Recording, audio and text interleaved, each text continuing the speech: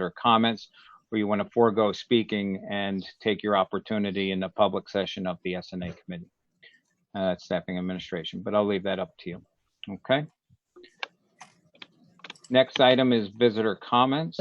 Mr. President, we have the treasurer's approval of the treasurer's report. Yep. I'm sorry, I jumped way ahead. He's Chris. Come on, man. I'm tired today. Okay, sorry. Item number 5, approval of the treasurer's report. So I'll turn it over to you, Mr. Putt. Thank you, sir. At this time, I'd like to make a motion to approve the treasurer's report for June 2020. I have a motion to approve the treasurer's report for June 2020. Do I have a second? Second. Second by Kreiser. Any questions, comments, or concerns? Hearing none, all those in favor, please signify by saying aye. Aye. Aye. Opposed? Aye. Opposed? Motion carries. Okay, so we did the president's report, so we'll move on to visitor comments. And before we start that, just as a reminder, we do have a number of people speaking this evening. As part of the regular board meeting, you need to be pre-registered to speak. You will have a 5-minute time limit, and I'll give you a warning when you hit that limit and then cut you off. The 5-minute time limit is the total time you have. So if you ask one question and the board takes the majority of time answering or asking follow-up questions, once your time limit runs out, it runs out. So if you have multiple questions, it'd be good to ask them at the same time. I ask that board members, speakers, audience members give everyone respect for their point of view. I'm sure we'll hear a number of comments that you may or may not agree with. Just please treat all with respect. With that said, we'll move on to our first visitor comment. Our registered person is Paul Fogel. Paul, you want to say hi?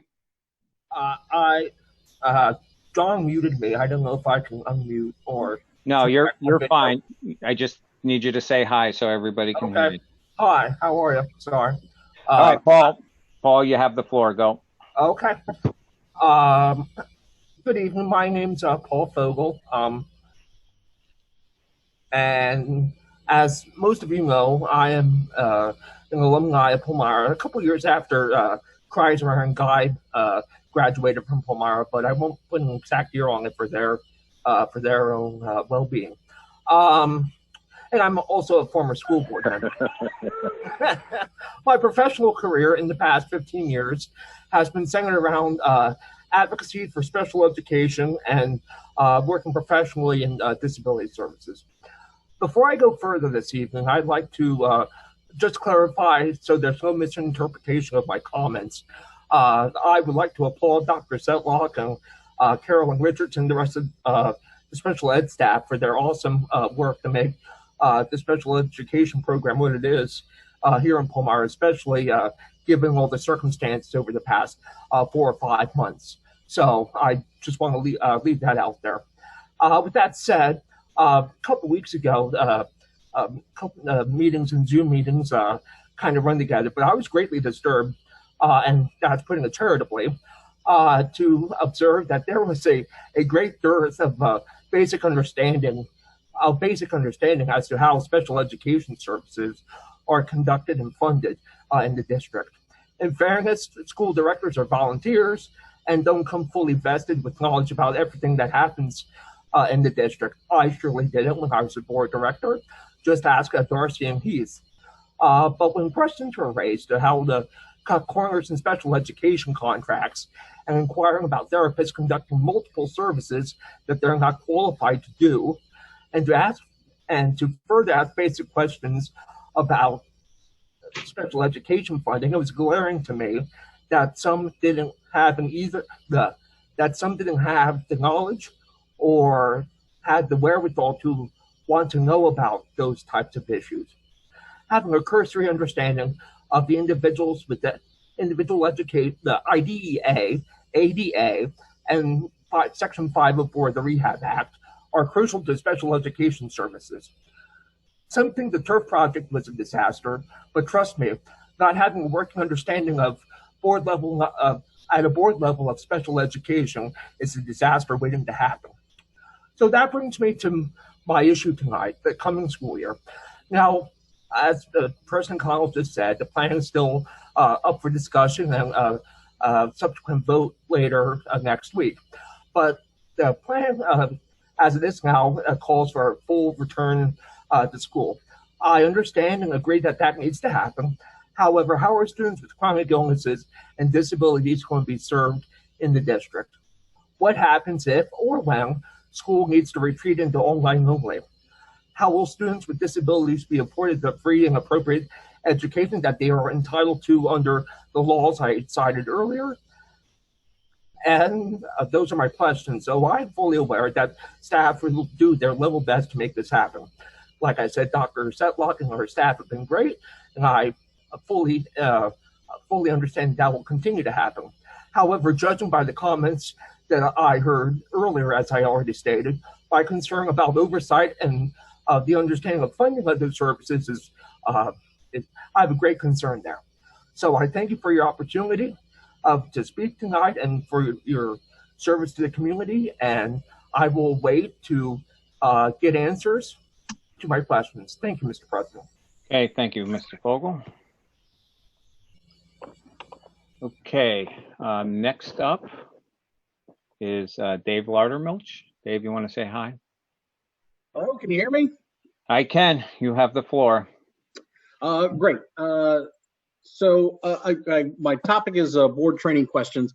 I'm going to hopefully come back around to that in a minute here. But with the late breaking news of Governor Wolf not passing through the CARES funds to Lebanon County, I wanted to ask Dr. Kepler if he has heard anything. Are we guaranteed our $250,000? Have we gotten that and spent it?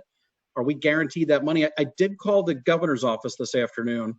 Of course, I only spoke to a staffer, but he said the way he understands that the education funds are not part of that. They can't be blocked or not distributed. Mr. Loudermilch, I'll say that the grant associated with the CARES funds has been submitted to the Commonwealth. We are awaiting approval. I'm not aware of any updated information that you're speaking of. Did that come out today? It did come out today, maybe 2 hours ago, where he said the CARES funds, I guess it's about $13 million earmarked for the county, will not be passed through. Yeah, I'm not aware of the specifics of that statement, nor do I know if the school district's allocation of CARES monies would be impacted by that. Okay, so at this point we have not received the money, but we all the paperwork's done. We would be waiting for it. That is correct. Okay, all right. I will call them back tomorrow and see if I can get some better clarification on that. I had reached out to Frank Ryan earlier when the commissioners had taken that vote to move our status. I reached out to him and said, I believe that's going to jeopardize the CARES funds for the district, which we're counting on. And can you clarify that? And of course, I didn't hear from him. So I will try to follow up on my own. I was hoping you might have some information that we'd gotten it and didn't have to worry, or may need to look into that further. We will certainly inquire as well. Okay, great. Thank you so much for that.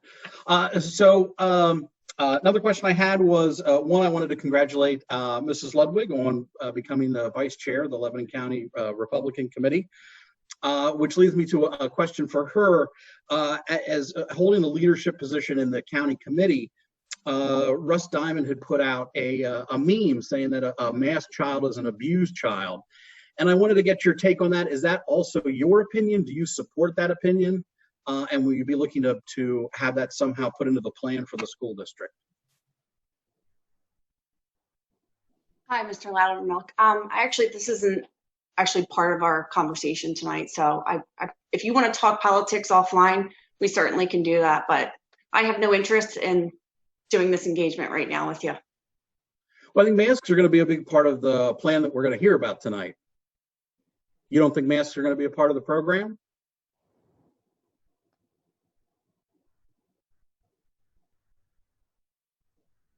I guess Mrs. Ludwig is not going to answer. That's a shame. So getting back to my original question of the board training, it is a mandate this year for school board members to take certain series of training, whether that's live or online. And I just wanted to touch base with everybody and see where everybody is as far as their Act 55 training. And certainly if they feel that there's more training required now that we are in this virus crisis that I'm sure that the state didn't anticipate would be coming up. So if we can just go around the I'll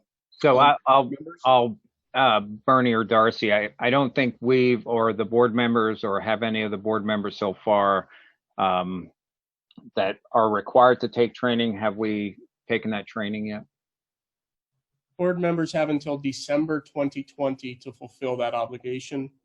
The Act specifically spoke to new board members and board members who were voted into an additional term. So I believe only 5 board members hold the requirement of Act 55, and they do have until December to meet that. Okay, do you know, has anyone started? Yes, I can answer that. I took the required courses, plus I took some additional courses. And I thought it was a very worthwhile experience. And I did, Dave, just to give you from my viewpoint, I took the training when I first came on the board 11 years ago. I am not required to take the training this year. Correct. Yeah, not everybody on the board would be. I guess I misstated when I asked for all 9, but correct. Point of order for the time allotted. The time's done. I'm just waiting for the rest of the board members to answer the question. I started mine. I finished 2 or 3 courses. I think I still have a couple more. I'm just doing it slowly when I get a chance because, I mean, I got kids and I babysit my niece and nephew, so I get a chance to do it at nighttime, and I'm still doing it. So I'm in the midway point. I'm not sure how many I have to do altogether. I don't know how many are required, so I've just been doing them. Any other people board members want to speak up on their status? I have started it. I'm about halfway through, and we'll continue to do it as time allots and full-time job and family and kids. So. No, I completely understand. I mean, you have until December. I was just curious how that was going and okay, Dave. Thank you, sir. You've run out of time. Does anybody else have anything to say in terms of board training? Okay, so I would assume, Dave, that others still have to complete that or don't have to take it. Okay, thank you. Moving on, Jody McGull, can you say hi? Hello. Hello, Jody. Just give me 1 second here because my screen is blank. Go ahead. You have the floor. Great. Hello, everybody. Thank you, first and foremost, to all the board members and our administration. I really appreciate everything that everybody has been doing. I'm imagining that these couple of weeks and the upcoming weeks are just going to be crazy as things change. So my question or topic tonight is regarding cyber school and charter schools. And I'm sure there'll be some discussion of what the plan is going forward, but just in hearing some community members and other parents, I've heard a lot of speak about the possibility of people looking into cyber and/or charter school in the fall.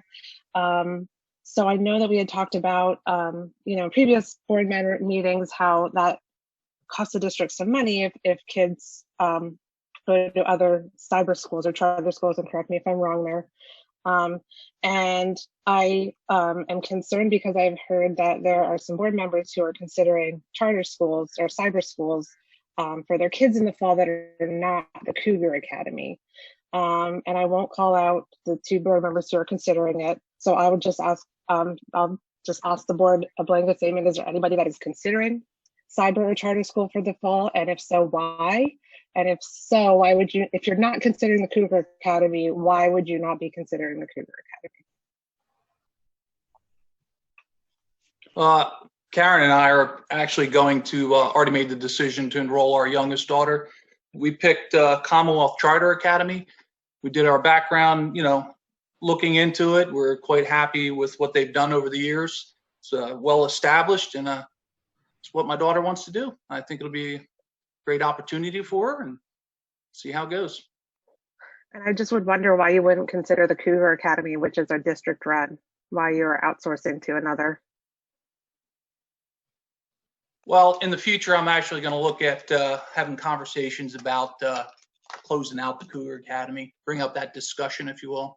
And I think the money could be spent better. That's my feeling, and we'll bring that discussion up once we get through all this COVID stuff. But in the interim, you wouldn't want to save the money that would be spent putting your daughter in another cyber charter school? I'm going to do what's best for my daughter. Okay, thank you. Anybody else? I don't have any kids in the district anymore. No. No, Right. my If there's nobody else- my daughter will be going back to school. I think Dr. Kepler and the administration have put together a very, very good plan, and I'm excited for her to get back into class at the end of August. Awesome. That's it for me. If nobody else has anything to say, thank you so much for your time tonight. Thank you, Jody. Okay, next up is Kayla Lieberher. I don't want to butcher your name, so can you say hi? Hi, can you hear me? I can, Kayla. You have the All right. floor. Thank you, and you pronounced it correct. Thanks. I got lucky. I just want to say thanks for the opportunity to speak. I'm not necessarily looking for answers, but I just felt compelled to speak on my child's behalf and maybe speak up for some families who don't feel okay to speak up. I'm not a teacher. I have no background in education. I'm not qualified to be a teacher. So I think it is extremely imperative that my child attend school in the fall in person with the option to wear a mask or not. She just finished her last year of preschool. It was cut short like everybody else's, and devastation was an understatement. I listened every single day while she cried that she missed her teachers and her friends. I attempted to do the worksheets that her preschool so graciously put together to attempt to keep her on track. But sitting down with a 4-year-old who's been cooped up in the house going stir crazy for weeks on end is not an enjoyable time. The health of my child, like others, is my number one priority, but that also includes her mental health. I feel like these young years are extremely imperative, and these are the years where she will fall in love with school and learning. She will fall behind if kept home, not because we won't try our hardest to keep her on track, but because children, at least mine, learn better in a school setting. I'm grateful that we live in a world where there are options such as cyber school, homeschool, public, and private. How lucky are we that we are able to choose between all of those options and pick one that fits our needs and wants. What fits my child's needs is public school in the classroom. I read the plan that was emailed to us earlier this week with the proposed guidelines, and I understand you guys are still working on that. I understand that. And it had stated that masks were a requirement. But my question is, rhetorically, what would happen if she loses her mask on the bus on the way to school, drops it on the playground, drops it in the bathroom? You know, young children, anything is possible. What happens when her and her classmate trade masks? I'm curious as to how they would monitor that and enforce these 5- and 6-year-olds keeping these masks on. Will she be reprimanded? Will she be sent home? Will she be in trouble if she shows up without a mask? What are the consequences? I've seen her and other 5- and 6-year-olds try to keep these on for extended periods of time, and they constantly touch them, move them around. I know we were informed by the Department of Health and the governor that we shouldn't even be touching our masks, and if you do, it's better off not to even wear one. I find it frustrating that people making decisions for my children are people I've never even met, people who don't even have young children right now. I know you sympathize and empathize with us as parents, but unless you actually have a child about to start kindergarten, you have no idea how I'm feeling. I can go to Hershey Park, a restaurant, a protest, and it's not a problem. So I strongly feel in-person education is a priority. Like I had mentioned earlier, we have those choices, and that's exactly what they are. They are our choices, nobody else's. I know today, again, that the governor and the Department of Health released recommendations for the return to school, and that's exactly what they are. They are recommendations. I hope my feelings, just as others, aren't falling on deaf ears and are taken into considerations just like everyone else's. Thank you. Thank you, Kayla. And I'll say, I hope you stick around for the Staffing and Administration Committee meeting. I think I'm going to hope you'll be pleasantly surprised because there are some choice available. Okay, I appreciate that, and I appreciate the time. Thank you. And Dr. Kepler, you have those questions noted then? Yes, I do. Okay, and we'll answer those questions as part of that. And if we happen to miss them, you have an opportunity to re-ask them. Okay, thank you. Okay, next, Missy Patrick. Missy, you want to say hi?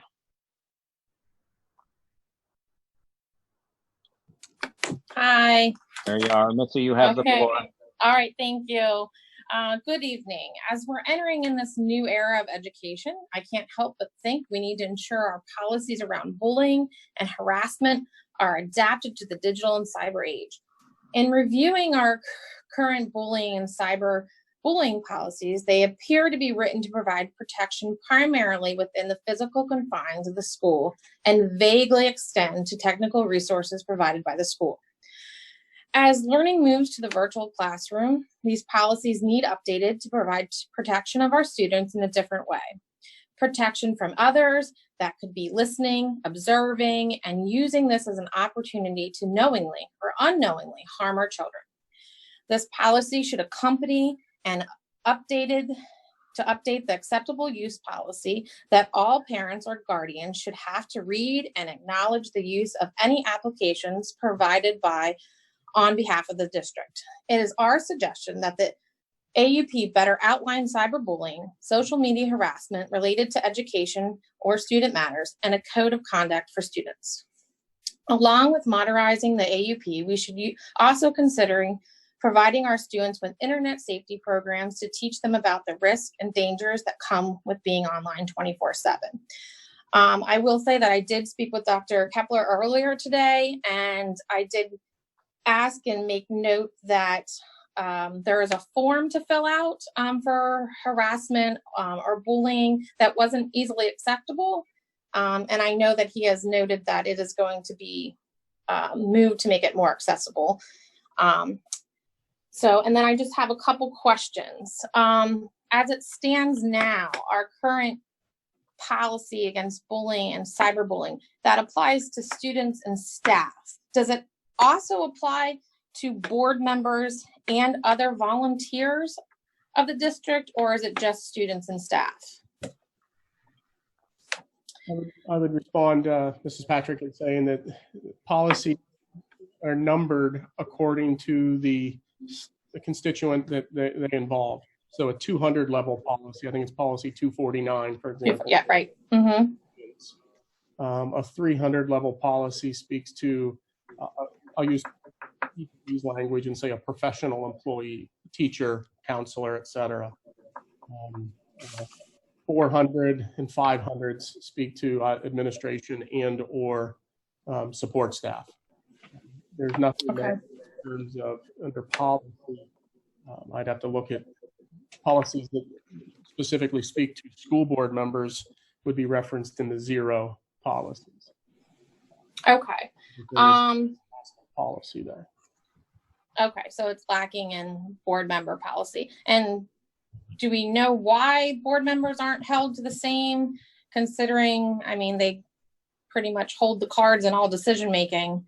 I'm just curious as to why they're not included, or how they can be included, or if that could be a changed or amended in any way. I think that's something, Missy, that we would have to seek legal advice on. At the end of the day, we can sign a code of conduct, we can have a policy, but the bottom line is board members are elected officials, and you can't remove them or you can't punish them in any way. So having somebody sign a code of conduct or something like that is one thing. You can hold people accountable to that from the sense that they did sign something. But ultimately, there is no repercussion that can happen. Okay. All As right. we could do with students. Okay. Understand. All right. Then I just have a general question for all board members. I just wanted to see if everybody was aware of our policy and if anybody feels that anything needs to be reviewed in more detail for our new digital aids that we're going to be coming. I am aware of the policy, and I will say I'm not aware of any gaps. But if there are potential gaps that you feel might exist, then certainly let Dr. Kepler know, and we can have them addressed. Okay. Okay. I spoke with Karen. Karen and I would just echo board president's sentiment. Okay. All right. And Missy, you have about 3 seconds Yep, left. that's fine. Yep. Okay. Yep. That was my question. My other one I answered myself, so I'm good. Thank you. Thank you. Okay, next up is Isabel. And Isabel, can you tell me how you say your last name? Is it Zambi. Zambi? Okay, that's what I thought it was. Thank you. And actually, Isabel got signed up by accident. It was supposed to be Emma Paul. It was miswritten. Okay, that's fine. Okay, go ahead, Emma. Go ahead, Emma Paul. Hi, my name is Emma Paul, and I just finished 4th grade at Ford Road Elementary. I spoke last board meeting to tell you about my experiences at school. I want to thank you for listening to me. I had many people reach out, and it made me happy that I am making a difference. I want to tell you a few things I think can make a difference at school. Recess. Most problems with other kids start at recess. I think it would be helpful to have more recess aides and teach them to know what to do. Monthly class discussions on anti-bullying with examples. Books. I would like to request more books that have positive stories about African Americans. Fiction stories with main characters that are doing cool things. Non-fiction biographies of African Americans that did awesome things like inventors, scientists, business people, ballerinas, and more. It is important for all students to see themselves in the books they read, and for students to believe in good things instead of bad things about all races. They must see all races doing good things, not just white people doing good things. I have a request for each of you. Would you each give a book to the elementary school library? Thank you for listening and working hard for us students. Thank you, Emma Paul. And first I'll say again, great job. Take a very brave individual to come and speak before the board. So fantastic there. And yes, I will donate a book as you requested to the elementary library. And thank you. Yeah, go ahead, Christine. Sorry, I thank you, Emma Paul, and I will absolutely do the same. Thank you for speaking, hon. Thank you. Yes, you should be very, very proud. Your parents should be very proud. Very well spoken, and I will absolutely and proudly donate a book. Thank you. Thank you. I'll donate a book too. You're a very brave little girl, and you're very well spoken. Thank you to all of you. Thank you. Okay, Great Tracy. job there, honey. Great job. Tracy, you have the floor. Hi, good evening, everybody. I'm Tracy Zambi, Emma's mom, as you know, and I also have another daughter at the school, Isabel, who is going into middle school next year.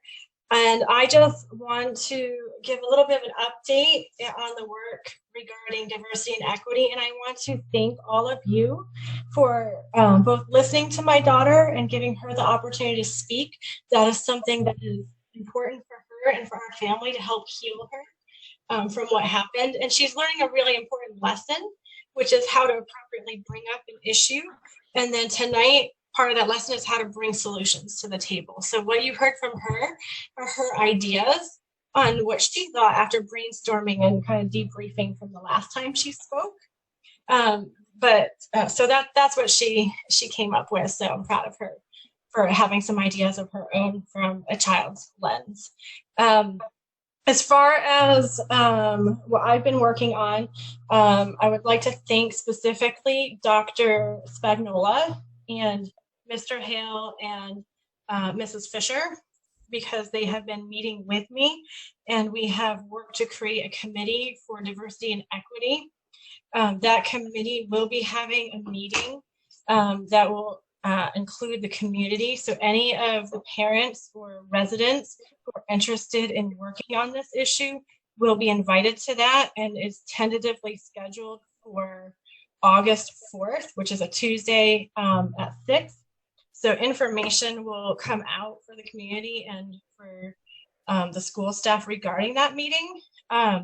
We are looking at training for the teachers, what would be appropriate training. We realize with COVID happening that there's a lot of COVID training happening. So there's a lot to juggle in that, and we are completely aware of that, but we will be looking for future planning. Also looking at what we can do with the students. And I know Mr. Hale is already looking at his curriculum with the elementary students. I know Dr. Richardson is also working on things for his staff and students. So I look forward to those updates, which I believe will happen during curriculum portions of the board meeting. But I just wanted to let everybody else in the community know that those things are happening, and that you can have a voice and give some feedback and input into that. Also want to let everybody know that we're going to work on a book drive for the school buildings through the PTO. And we're going to be looking for books on all the different grade levels that can be in the classrooms and libraries. That would be not just African American, but all areas of diversity. So Latino, African American, like all the different areas, so that all the kids can feel represented, and so that they can also see others in a positive light. So I am hoping to have community support for that book drive, and thank you to each of you who committed to donate a book on behalf of Emma Paul. Thank you very much for that. I did want to ask for those who I didn't hear from last time at the board meeting. I think we may have run out of time, and I may have caught you off guard asking you. But I'd like to have your input from each of you as to what you, now that you've time to think about it, what do you see as necessary in the future to work on this issue, and what are you willing to commit to? I don't remember, Tracy, who exactly talked or didn't talk, but I know I did. But if anybody else wants to speak up, please take the opportunity.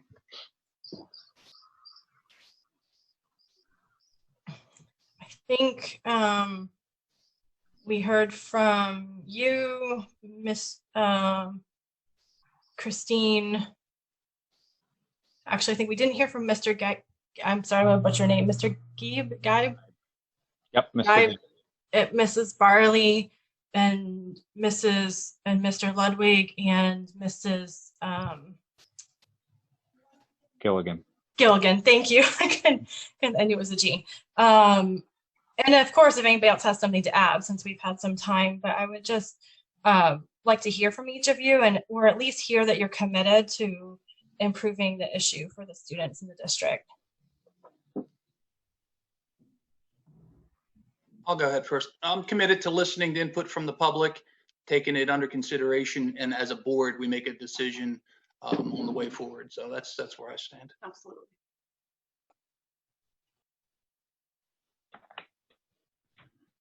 You. Larry, you going to say something?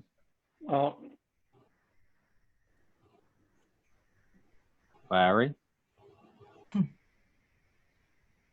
I don't know if he's having technical difficulties.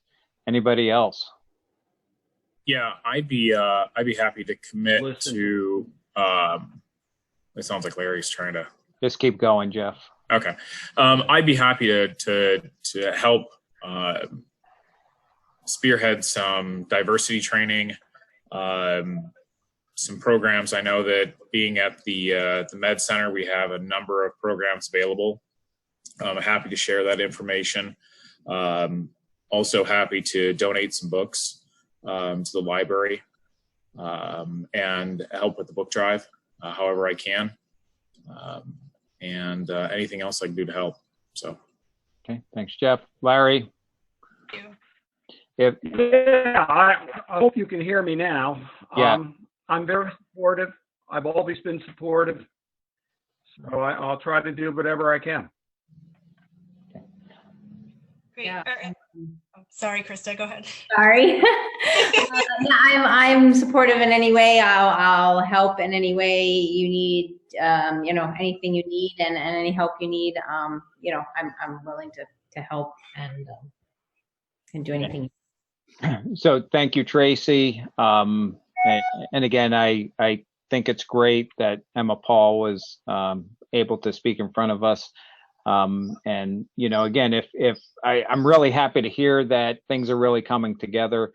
I just want to make sure, Dr. Spagnuolo, Dr. Kepler, that we make sure we communicate, market this as much as possible so we get as much representation as well as participation that we possibly can.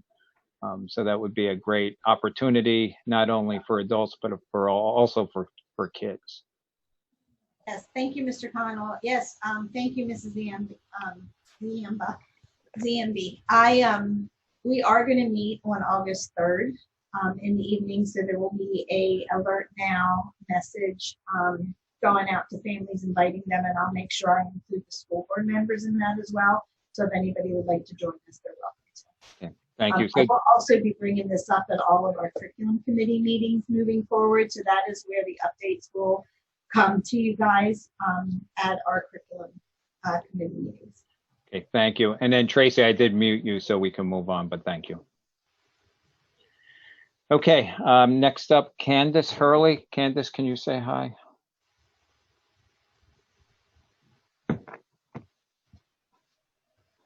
Hold on a second, I can't hear you yet.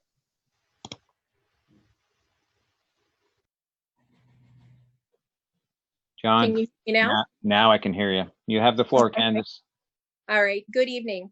The reason that I am speaking tonight is, first off, I didn't have the opportunity to thank everybody because I got off the meeting early last week or last time because it was running late. But I just wanted to say thank you for voting to do a tax increase to help with some of the items that are in need of financial support as the year is coming with all of the additional costs, either associated to COVID or otherwise. So just thank you so much to the board for taking that into consideration and voting such.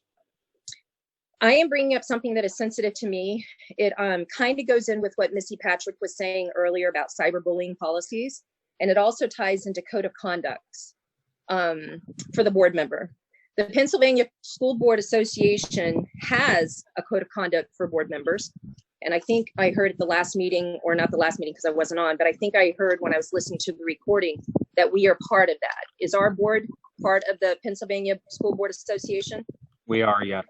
Okay, so the code of conduct that can be found on their website under their governance page, under the about page, is that school board members are expected to lead responsibly. And under this, it has 2 items. And the one that I'd like to point out is to work together in the spirit of harmony, respect, and cooperation. School board members are expected to communicate clearly, promote honest, open, respectful dialogue among the board, staff, and the community, to encourage input, support from the district, from the school community, protect confidentiality, and honor the sanctity of your executive sessions, and then to act ethically. And while there are a couple things under there, the one that I would like to point out is to act to avoid actual or perceived conflicts of interest. I have a concern. I spoke out about the actions of Mr. Ludwig, okay? And I don't know why nobody wants to say the names, but I will. And so I have a problem because the sanctity of the executive board sessions has not been honored since one of the proposals was shared prior to being shared with the community. It was shared with Casey Long, and then he brought it up. We are not encouraging input because people are being harassed, including myself. So I happen to be the recipient in the past week and a half. Did you know that I ate my children's placenta? I ate my children's placenta after birth. And what I would like to bring up is while it is not you, Mike Ludwig or Karen, it is a member of your household living at your address. And so what I would like to hear is that while no formal code of conduct. Candace. Yes. Okay, listen, if you have a problem with Mr. or Mrs. Ludwig or any other board member, let's speak of them. This forum is not for mothers, I hear brothers, you. okay? I'm pointing it out. And so my question for the board members is this. While no formal code of conduct has been established for our board, because I have searched high and low. Thankful for the numbered policies that were mentioned earlier, because I didn't know the numbering policy, but I did not find one. And so while no formal code of conduct, there's definitely an expected way to act, and there's also an informal code of conduct. And so my question is, for all of the board members, is this okay? You know, earlier it was mentioned that people echo the board president's sentiment in supporting the community. I'd like to know what that means. And I'd like to know if the cyberbullying is going to stop. That's what I'd like to know. Specifically, I could name people that I would like to answer, but I would like to hear that. I would like to hear something from each of the board members on your stance on what is going on with there should be no one that is intimidated to come and speak at these board meetings. So this is not just against them. This is about being able to be a member of the community and coming and speak in front of this forum, whether by Zoom or in person, without fear of retaliation. That should be everyone's concern here right now. So I just want to know, where does the board stand on this? Where do members of the board stand on this? So I'll kind of give you my 2 cents. I hate social media, and for the fact that people stand behind an account and have courage that they typically don't have in front of somebody's face. It's not something that social media is great in the sense that it's great to find out information, to see what things are, to see news and stuff like that. But social media is an inherent problem, not only within the school district, but within the nation, right? False information, misguided information, people believing the world is flat and all this other stuff. I think there was somebody this week in Pittsburgh that wanted to drive to Harrisburg and blow the Treasury Department up, right? It's a terrible place to be. What I advise people on our board, what I advise my kids, what I talked about in my high school graduation speech is stay away from social media. It is something that if it upsets you to completely just separate yourself from. But if you feel the fact that you're in danger or that you're afraid to come to a board meeting and voice your opinion, if you're afraid to do that, then perhaps you should seek out the authorities and file a complaint or some kind of harassment complaint. Other than that, there's not much we can do. Not much that I can do, not much that the board can do, not much that the administration can do. Except that you can. And so this is where I would like to interrupt, and I'm sorry because my time is limited. But you can't. Your time is up. Point of order. You can denounce. Your time is up. Imagine that, Mr. Ludwig. You're the one cutting it. Your time is up, hold on.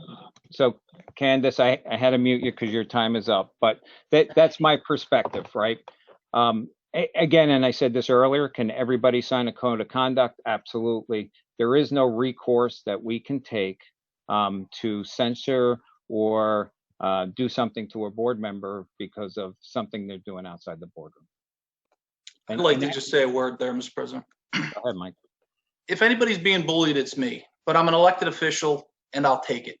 I'm going to continue to do what's right for the people, the students, the taxpayers, and you're not going to stop me from showing up to fulfill my duties, because I honestly feel there's a group of you guys that are trying to bully me and quiet me, but it's not going to happen. I will continue to speak for the people and the students. Anybody else have a comment? So again, Candace, I would, if you want to give me a call, we can talk further. But if there's anything that you feel threatened with, I would certainly seek the appropriate resource or authority to address it with. Okay, moving on. Frank Potter. Frank, you want to say hi? Hello? Yep, can you hear me? Yep. Thank you, Mr. Connell. You want to show your video or no? I'm having trouble. I've tried the last couple of meetings, but Okay. throw it up there fine if but it doesn't seem to work. So Okay, you have the floor. thank you. First, I'd like to thank the members of the board for all your efforts during the recent budgeting process. Coming from a parent with 3 children in the district, it is very much appreciated. Thank you very much. I have a few updates on funding for the outdoor education program. First, outdoor education leaders are working with the administration and our program vendors such as Camp Swatera to develop a workable plan and program schedule to accommodate both the incoming 7th graders as well as the rising 8th graders who missed their outdoor education experience this past spring, so that both classes can experience as much of the program curriculum as possible next year, God willing. We are looking at ways to creatively reduce program expenses without impacting the quality of this truly transformational program. Third, we are working to complete a fundraising plan that will include support from grants, foundations, corporations, and individual donations. We've been asked to attend the upcoming Cougar Foundation board meeting to strategize and coordinate our efforts with the foundation. We're also pleased to report that in just over a month since it was created, the Cougar Foundation GoFundMe site reports that $19,385 has been raised from 142 individual donors in support of the outdoor education program so far. The magnitude of these funds, which were raised without great fanfare or publicity, speaks to the broad community love and support for the outdoor education program. Michelle Wader, the director of Palmyra's outdoor education program, recently was asked to present an overview of outdoor ed to the local Kiwanis Club. As a result, the club announced that proceeds from their upcoming mini golf fundraiser will be donated to the Cougar Foundation in support of outdoor ed. Watch for similar events coming soon. In addition, we will be launching a Support Palmyra Outdoor Ed Facebook page, which will detail our plans, upcoming fundraising events, and other ways that the community can help save outdoor education. On a personal note, I have spoken in support over the past few meetings of science and just generally in supporting science in education. As you move forward with reviewing and revising health and safety plans for a possible return to attending school in person, I would ask that you listen to what scientists and medical professionals are advising. The scientific method involves experimentation, learning what works and what does not, changing your hypothesis and trying again. When the pandemic first broke, we quickly implemented a grand experiment in remote education through Zoom to help limit the initial spread of COVID-19. Although we would all agree that it did not get off to the best start possible for anyone, over time we all learned, adapted, and changed, and the remote education experience got better and better for everyone. Now, as we contemplate reopening schools in person without a vaccine or proven therapeutics, I would ask that you please put the health and safety of our children, our teachers, the staff, and administration of our district first. I'm not so sure we're quite ready yet to experiment with all of their lives. In closing, I would be pleased to answer any questions, comments, or concerns from the board and administration as our outdoor education fundraising efforts move forward. Thank you. Thank you, Frank. Any other questions, comments from any board member? Okay, we'll move on to the next speaker, which is Elise Moser. Elise, can you say hi?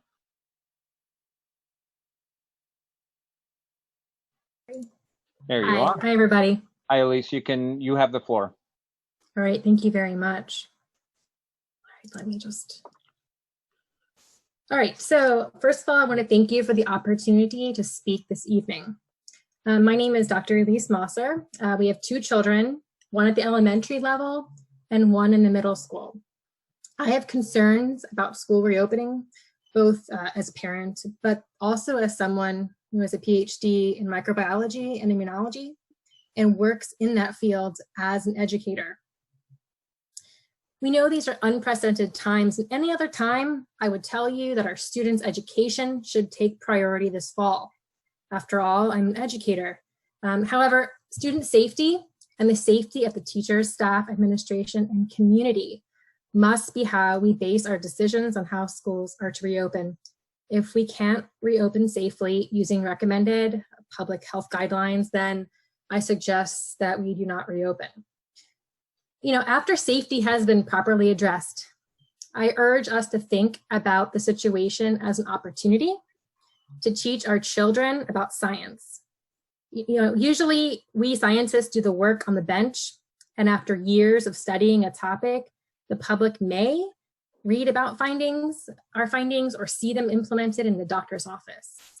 However, for the first time, perhaps in history, the public is seeing the scientific process of infectious disease played out right before their eyes.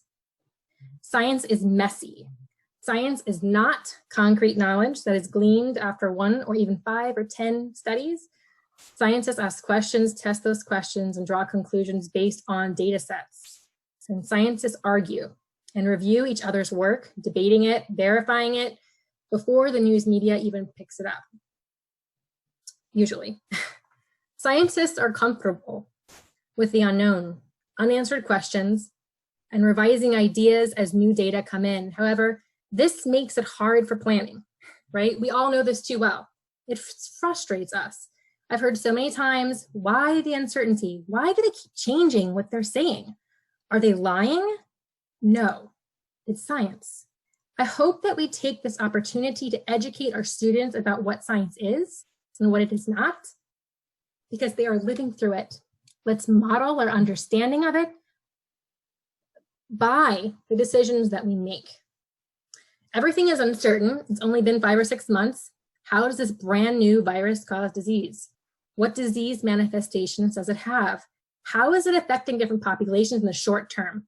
We don't even know long-term consequences. Remember, it's 5 or 6 months. This is not just about mortality, which is what's been publicized mostly, but it's about morbidity. We are seeing things clinically that may affect our children's and our community's health for the rest of their lives. Fibrous, damaged lungs and asymptomatic children, diabetes susceptibility, multi-system inflammation, the list is on. We don't have the scientific answers, but our children's and the teachers' health are on the line. Is it worth it to chance their health? If schools open, we need to be flexible and be able to pivot at any time. I predict that school as we know it will not look like normal for the next several years to come. I do not think there is any chance that the schools will be able to stay open all year.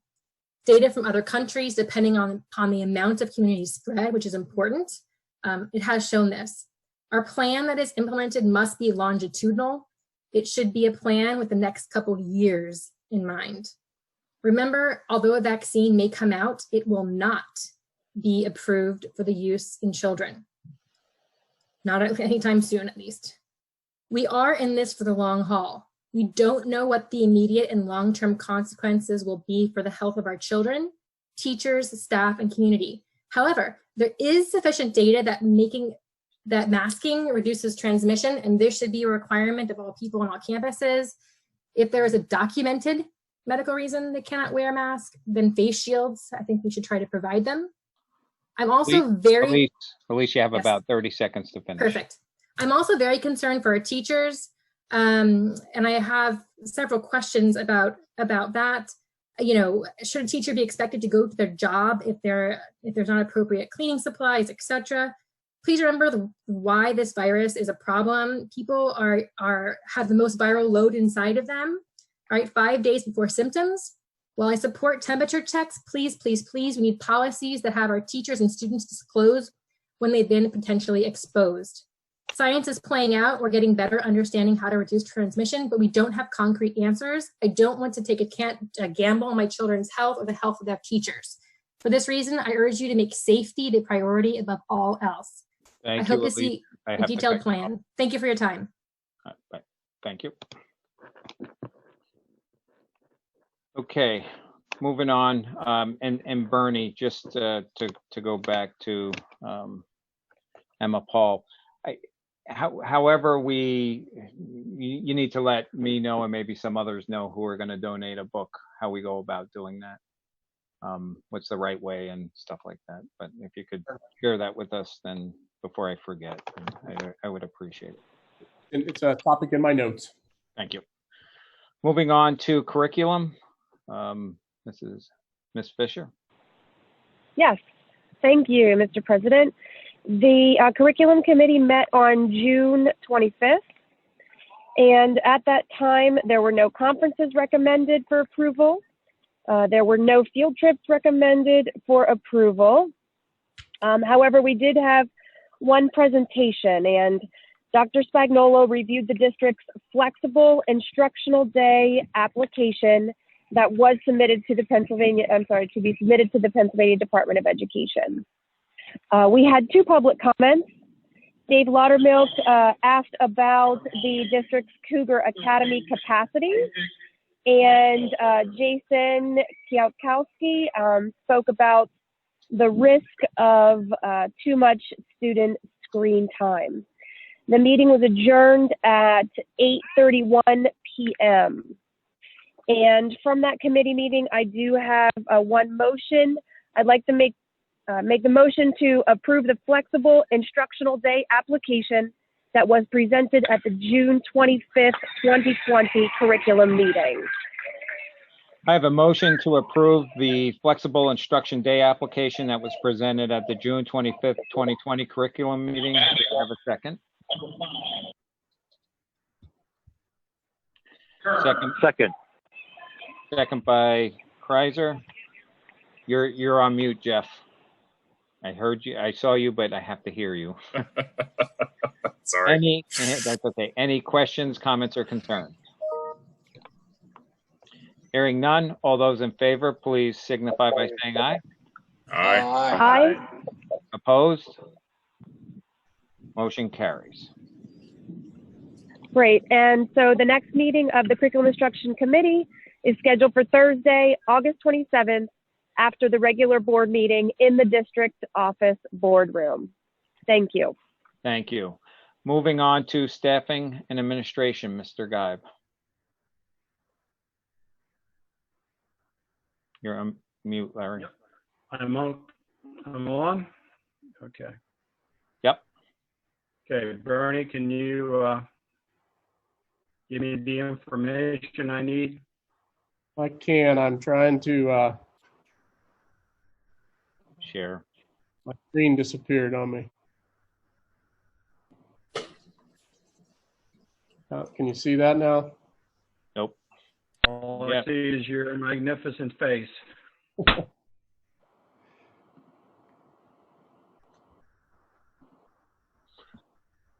Okay, it's There coming you up.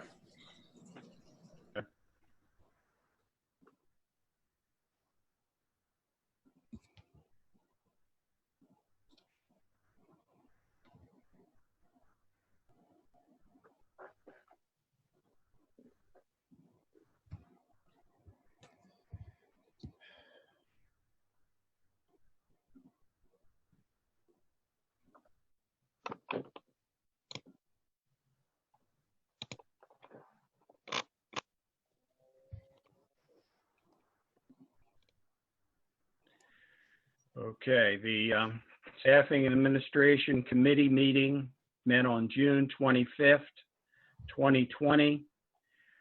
The parent survey reopening plans, Dr. Kepler reviewed the results. There was also some public comment about the plan.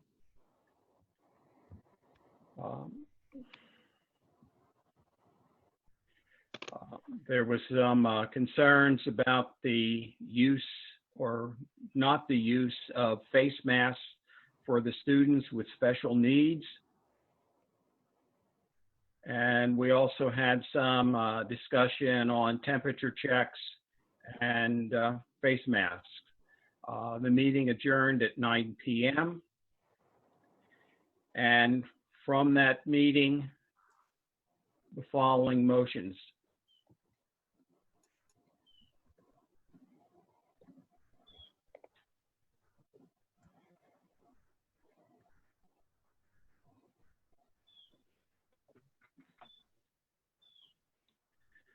Okay. Motion to approve the Staffing and Administration Committee items as listed in the Staffing and Administration Committee notes. And take notice, there are some new things here. Some new hires. So I have a motion to approve the Staffing and Administration Committee items as noted on the Staffing and Administration consent agenda. Do I have a second? Second. Second by Ludwig. Okay, Yep, just hold on just a minute, Larry. So Bernie, Darcy, you want to walk us through some of the ads? You bet. The items that you're seeing with an asterisk, we're bringing more. In a typical summer, we try to get folks hired as soon as possible. In this case, with re-entry and opening and training beginning as early as the first week of August, we wanted to make sure we try to get folks employed so they can begin training and do their trade days over the summer. Filling a retirement is Anju Pak. Anju spent, I believe, 5 years with us as an instructional aide.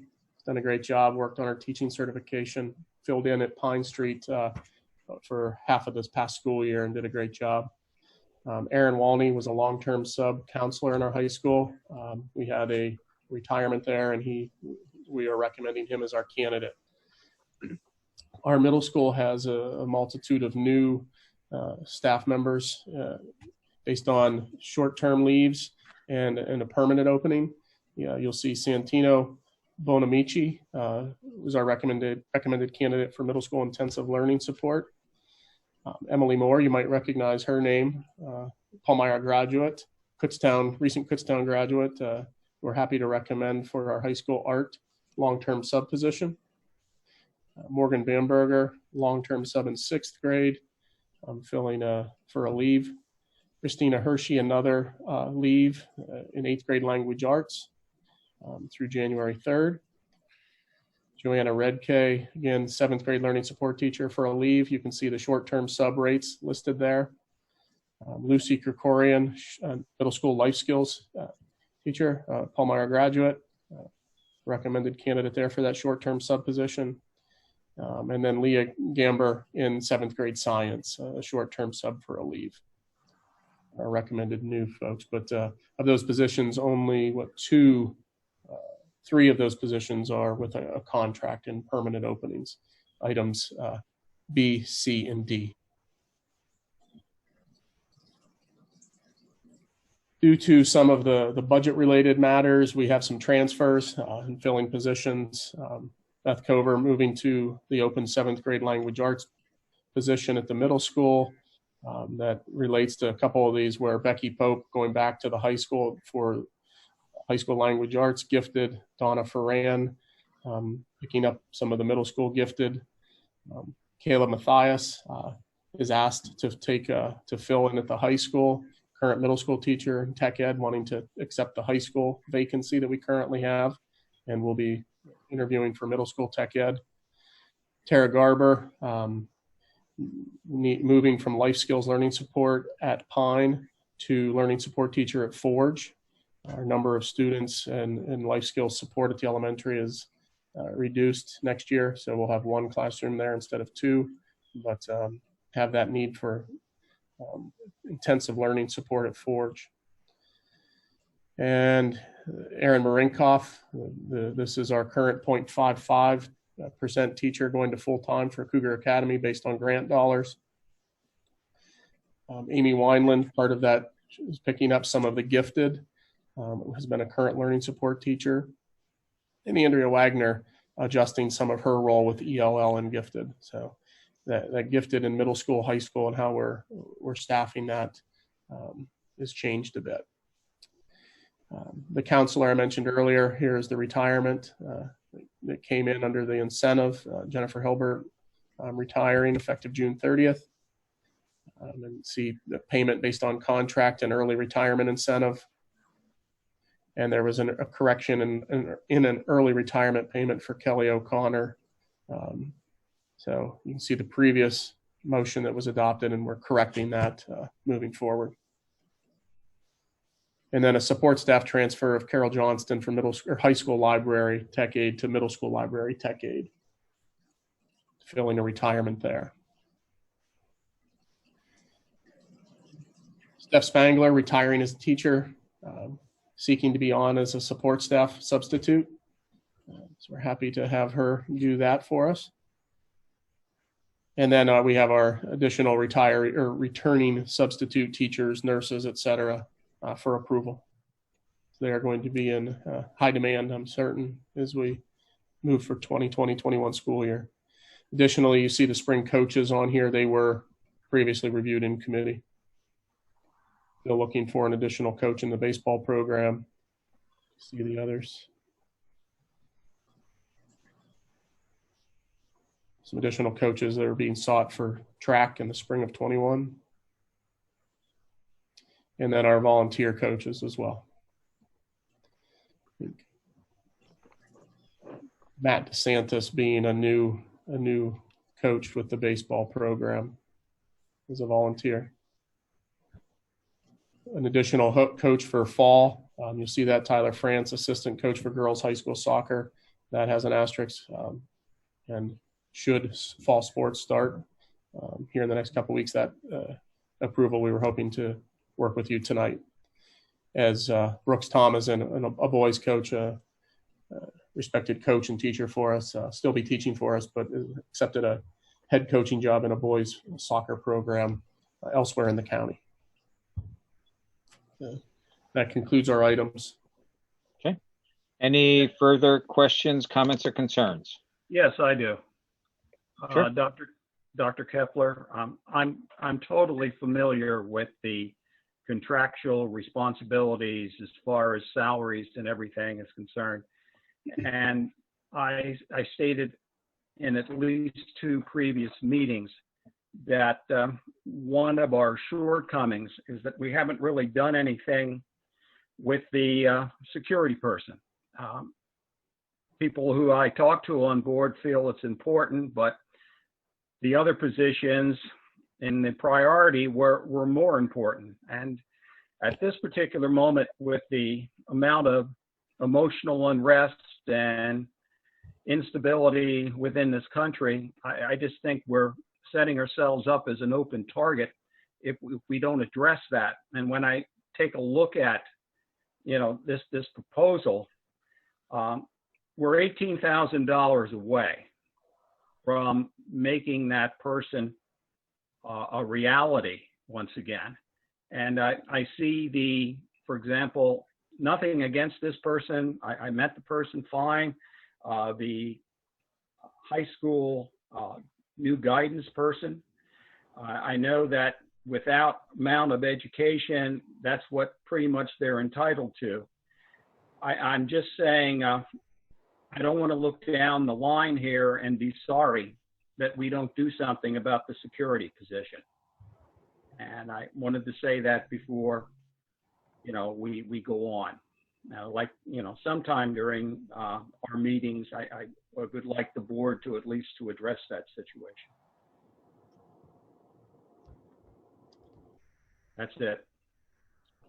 Okay. Any other questions, comments, or concerns? Hearing none. All those in favor, please signify by saying aye. Aye. Opposed?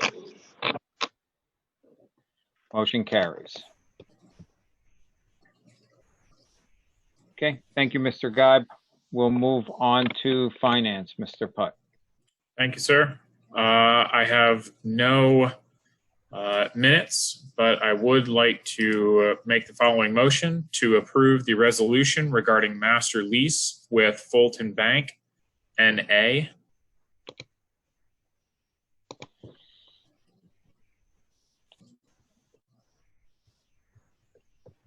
That's it.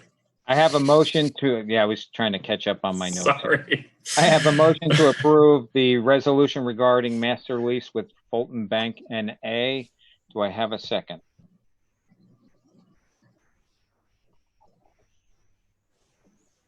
Second. Second by Ludwig. Okay, Darcy, you want to take us through this? Yes, this is related to the motion that you made earlier for the Apple leases, and Fulton required this additional agreement because we ordered them on the district procurement card, which gets us discounts or cash back. But then this additional agreement was required, and it was reviewed by bond counsel. Okay. Any other questions, comments, or concerns? Hearing none. All those in favor, please signify by saying aye. Aye. Opposed? Motion carries. Next finance meeting will be held this evening, following buildings and grounds. Okay, thank you, Mr. Putt. At this time, I would entertain a motion to adjourn. So moved. Moved by Putt. Do I have a second? Second. Second by Ludwig. All those in favor, please signify by saying aye. Aye. Opposed? Motion carries. We're adjourned. We'll go into the committee meetings next. So let me see who's first up. Buildings and grounds, I think. Should be. Mr. Putt, if you would do me the kindness and favor of running Dr. Kepler and Mr. Dresch through the buildings and grounds. Yeah, absolutely. I don't have the items in front of me. I'd appreciate it. Yep, no problem. Okay, so before you get, while you're getting set up, Jeff, before you get started, again, for public comment, there is the capability within Zoom here to raise your hand. What I would ask is that you raise your hand before item number 3 in this case finishes up. Once that happens, whoever's raised their hands will be able to ask questions or speak publicly regarding the Buildings and Ground Committee items. Okay, so with that, Mr. Putt, take it over. Thank you, sir. First up is the high school athletic complex change orders. And these are change orders we have for sinkholes totaling $6,278, which given Palmyra's susceptibility to sinkholes, I think we were feeling pretty good. The board had authorized that Heath Dresch and I could approve sinkhole change orders of up to $30,000. So we did authorize these as they were incurred, but this is to just formally get the board's approval of these change orders. But again, put that into perspective, the project budget had $130,000 of contingency funds. And Darcy, our total, my recollection, we're under, as a previous change order too, we're under probably 20,000 of expenditures there. So with project nearing completion, we've done very well. Thank you, sir.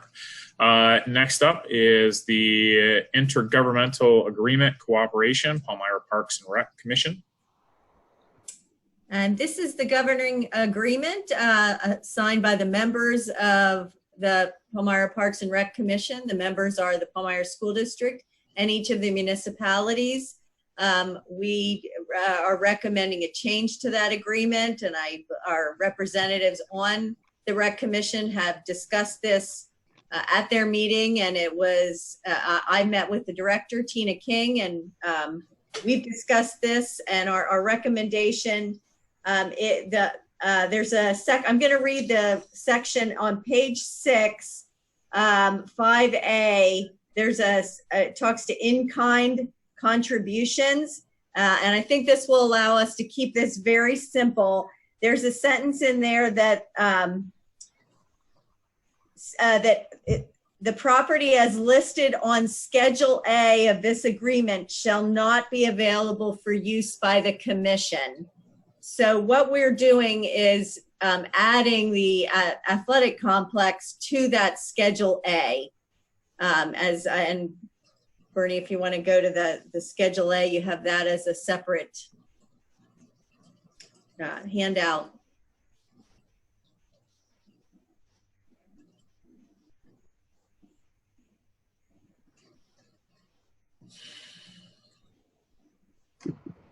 Opened it on my other screen here. Pardon me while I move it over. Yeah, there were already 4 things listed on the Schedule A, and we're adding the turf. That doesn't mean that the Rec Commission can't use the turf field. it just means, and we'll be getting to changes in our board policy for facilities usage next.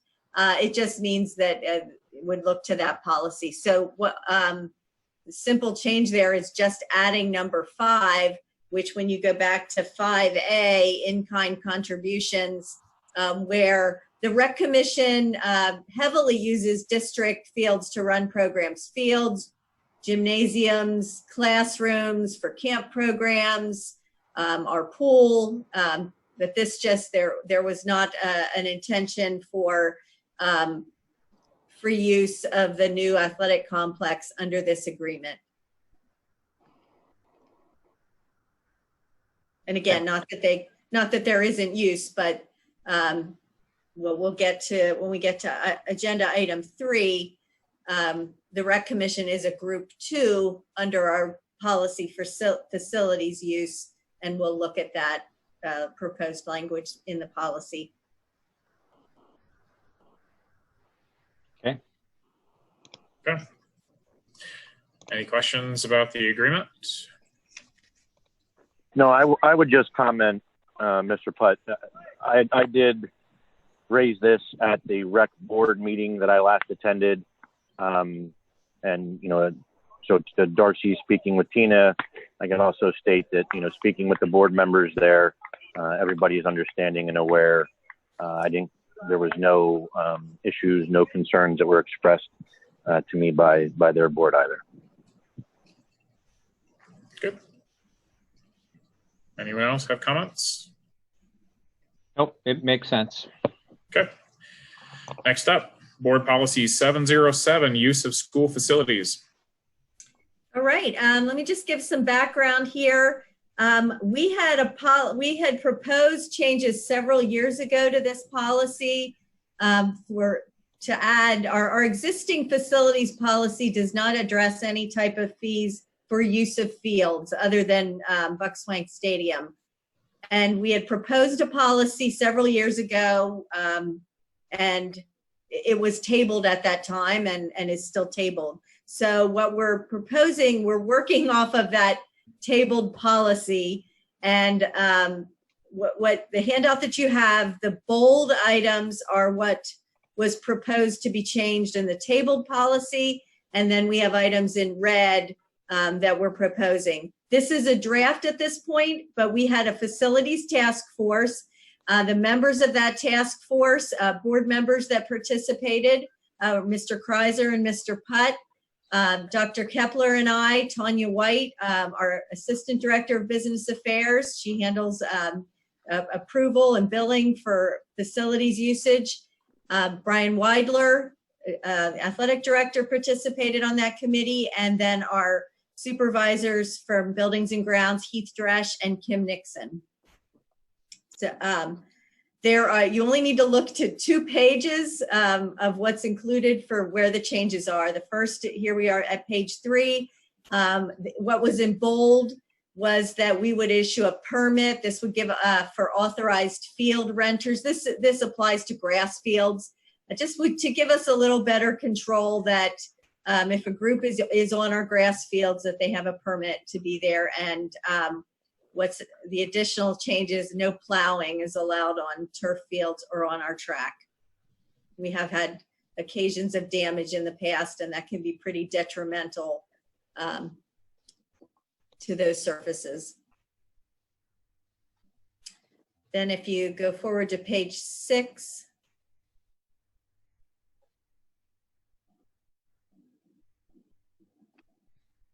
and initially what's there in bold, I mean, this really doesn't apply as much. We're making a distinction between grass fields and turf fields, and looking at groups 1 and 2. That's our school teams, and then our community teams, booster teams, recs, Parks and Rec at groups 1 and 2. No charge for fields. We're taking off anything about scheduling there. And then groups 3 and 4 would be adult leagues, for-profit teams, private instruction. That would be $25 for up to 2 hours for grass fields is our current proposal. And then we've added a new section for the turf fields. And also under the direction of the task force, we conducted surveys of districts. We wasn't a broad survey because we really narrowed in on schools that have like facilities to our turf complex that we're opening up. But we did use some survey data to come up with the recommended rates. And you can see our group 1, that's our school teams. Our group 2, we probably need to have some further conversation about before this is finalized, because group 2, it was created, it's rather broad. It was created to group all of these entities together to give scheduling priority to group 2. So it is a mixed group. It includes Parks and Rec, it includes band boosters, and it also includes sports teams when they're using facilities out of season, because we certainly wanted to give preference for scheduling to in-season teams. So we may want to distinguish a little differently there, because we have talked with booster clubs, allowing booster clubs to use the turf facility at no cost, because plans are that they will have tournaments and that will raise money towards the facility. So we certainly want to encourage that. But again, this is our first draft. We have those rates above for group 2.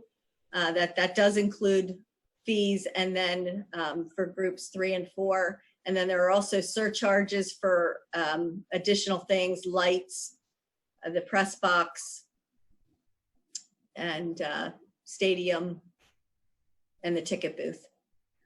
We do think it's very important that staff supervision is required for all events on the turf fields.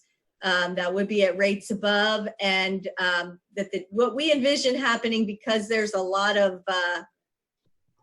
pieces and things to take care of and different expectations for turf fields, that we would have some type of training session. These are things we'll put into a procedures. We don't believe that needs to go in policy, but that in order to be that designated staff supervisor, someone would need to go through some type of training, so that we know they know how to take care of the facilities if they're designated as that supervisor. And then we also have discounted rates that would be subject to board approval if someone applies for long-term rental or under a sponsorship agreement, that these rates may be discounted.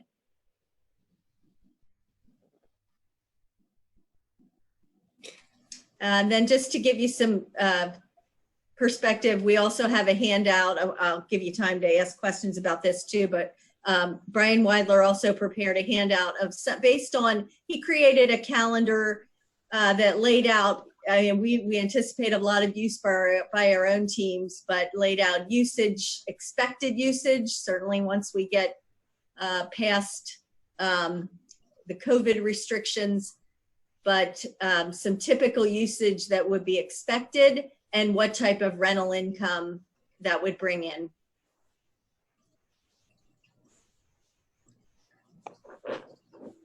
And we already have one sponsorship agreement that is with Future Stars that does bring in an additional, I believe it's $11,000, or maybe close to in between $11,000 and $12,000 in addition to this. Right. Which would fall under that category of a sponsorship, arrangement where there's a long-term agreement and under a sponsorship agreement. And I would add that this is revenue that has not been factored into any of the previous discussions we've talked about with sponsorships, et cetera. So in addition to those revenues. Yeah, right now, our annual rental for fields historically runs around $10,000, and that's mainly been baseball usage for tournaments from In the Net and a little bit from Future Stars. So it hasn't been a significant revenue source, but we would envision the 15,000 that Brian has here, and the additional 11,000 under the sponsorship agreement from Future Stars, and then there are still, additional opportunities for outside groups to rent the fields. Any questions for Darcy? I do just have one. Are we putting the task force back together at some point to review any of this stuff? When would we be looking to do that? We can pull the group together at your availability. We certainly, as I mentioned, there certainly is another piece of procedures that will have some more detail to it. But looking to get this to first reading in August, if we can hit that, so that we could have second reading in September and have this in place. Okay. Any other questions for Darcy or Bernie or anyone? No, none from me. Thanks, Chris. Turn it over to you for public comment. Okay, public comment. We have one person who raised their hand. That's Dave Laudermilch. Dave? Let me see if I can unmute you.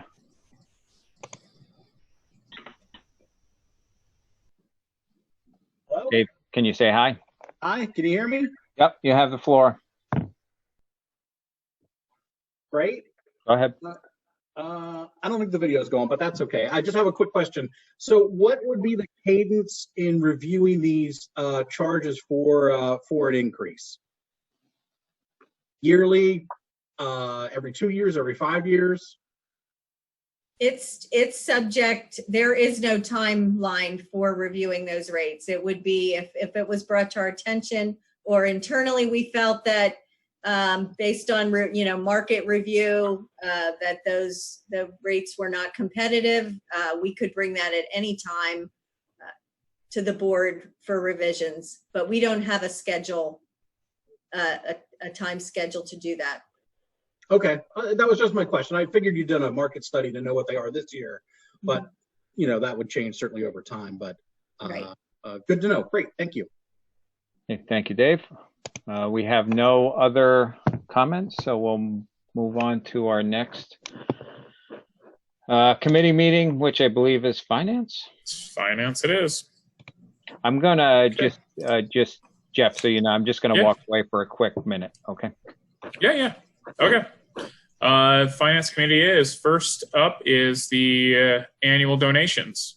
Review district 2020-2021 annual donations to the library for $2,000. And this was a budget line item that at one point was cut, and strong support to restore that, and also had the note that a donation was received from Kristen Mike Barley to fund this donation. So it is already neutral and no cost to the district. I'd just like to say thank you to Krista and Mike for that donation. Yeah, thank you. Thank you so much, Mike. Thank you, Krista. That's amazing. That's absolutely wonderful. Agreed. Thank you very much. Glad we can help.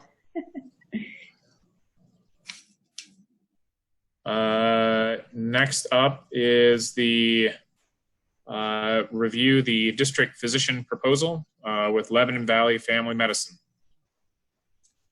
And we've been in touch with Dr. Leach at Lebanon Valley Family Medicine, and the proposal in the base rate for the school physician is $1,400, and that is at no change for the third year in a row. What that covers is having the school physician attend 5 home football games, and then also consulting, signing standing orders. Our nurses have access to the school physician, so then there's a $550 flat charge for all of those consulting services. And we also pay $20 per physical. What our net cost, I've showed the history there, because we do collect fees from students for physicals, and it's subject to free and reduced. what that's been historically. This year, the net expense to the district was $780. We didn't have our spring physicals. In the prior year, the net expense to the district was $2,495. Under our naming rights sponsorship for the turf field with OAL, Orthopedic Associates of Lancaster, they have offered to conduct all sports physicals at no cost to students or to the district. So that expense will go away for the most part. We'll still leave that $20 per physical in the agreement because there are occasions where our nurses may refer a physical, for example, a scoliosis check, but that's probably just a handful. I'd say maybe, might be 10 to 12 physicals per year under those circumstances. So we'll keep that part of the agreement, but certainly a nice benefit that's been added that athletic facilities are at no cost.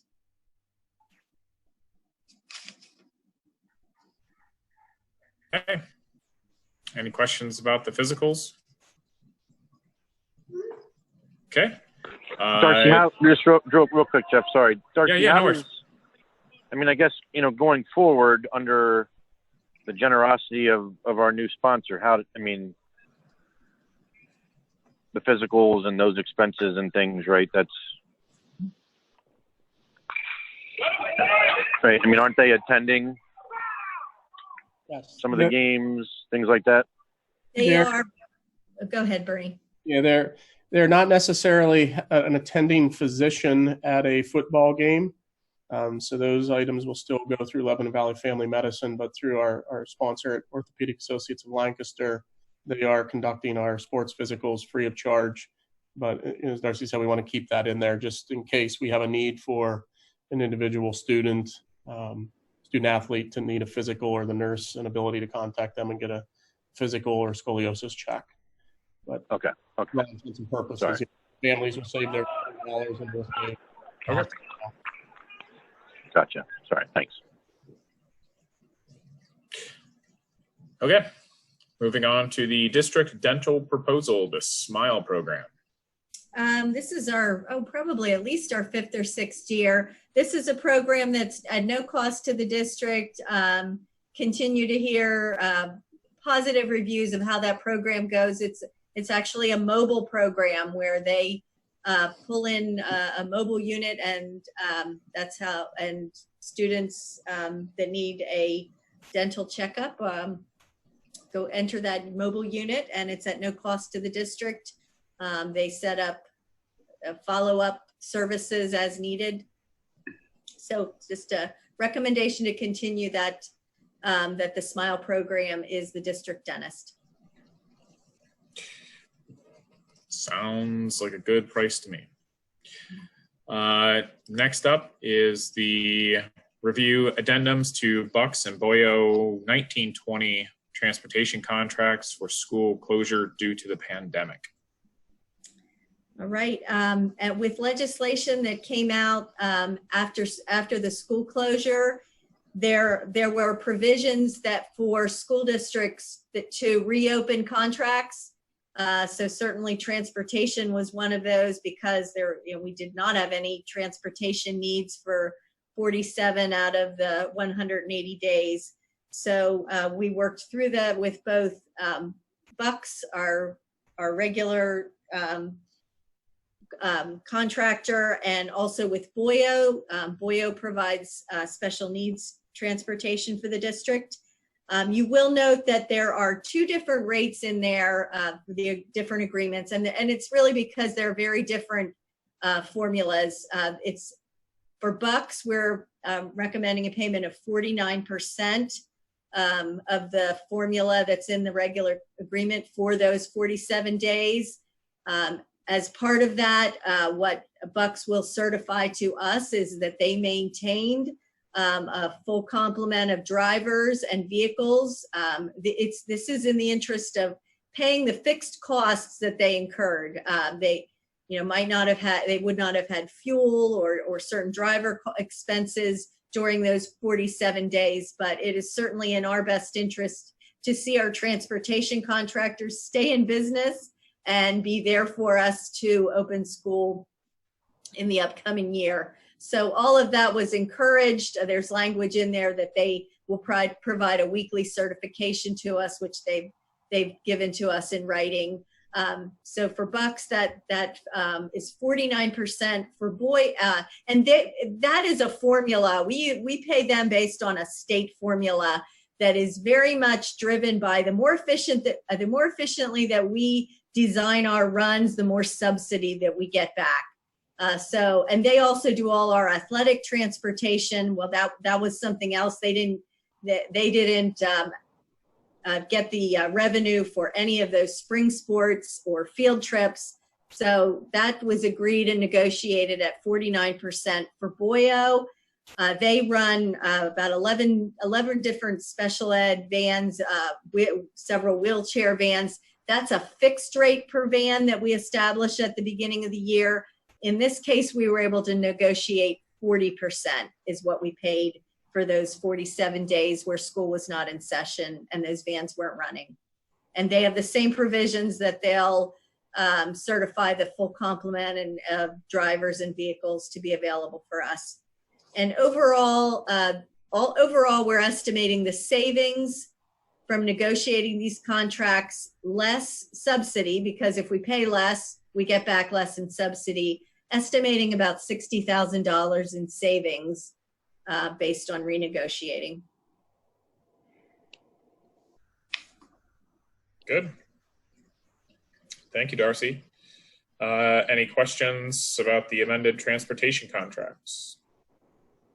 Okay, turn it over to you, Chris, for public comment again.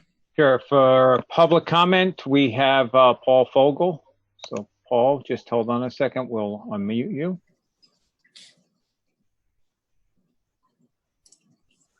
Okay, Paul, can you say hi again? Hey, Chris, can you hear me? I can. You have the floor. Okay.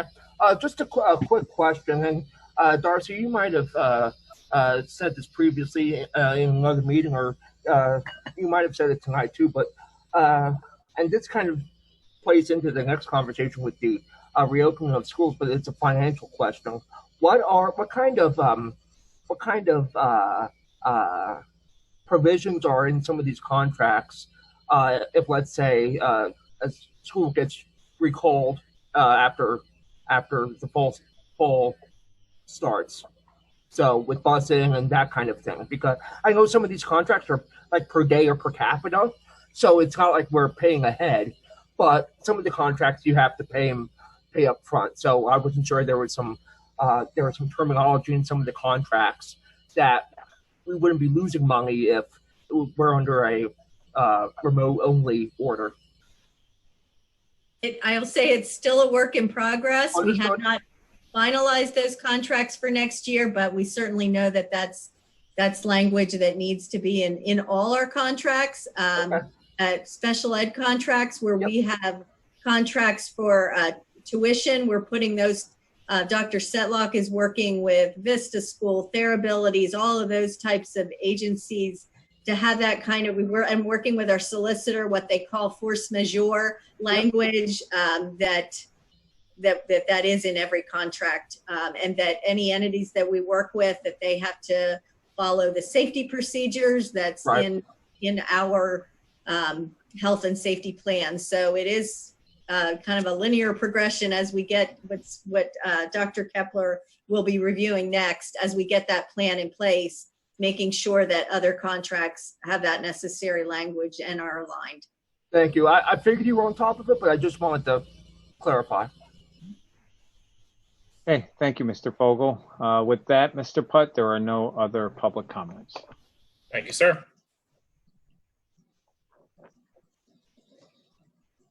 Turn it back over to you, sir.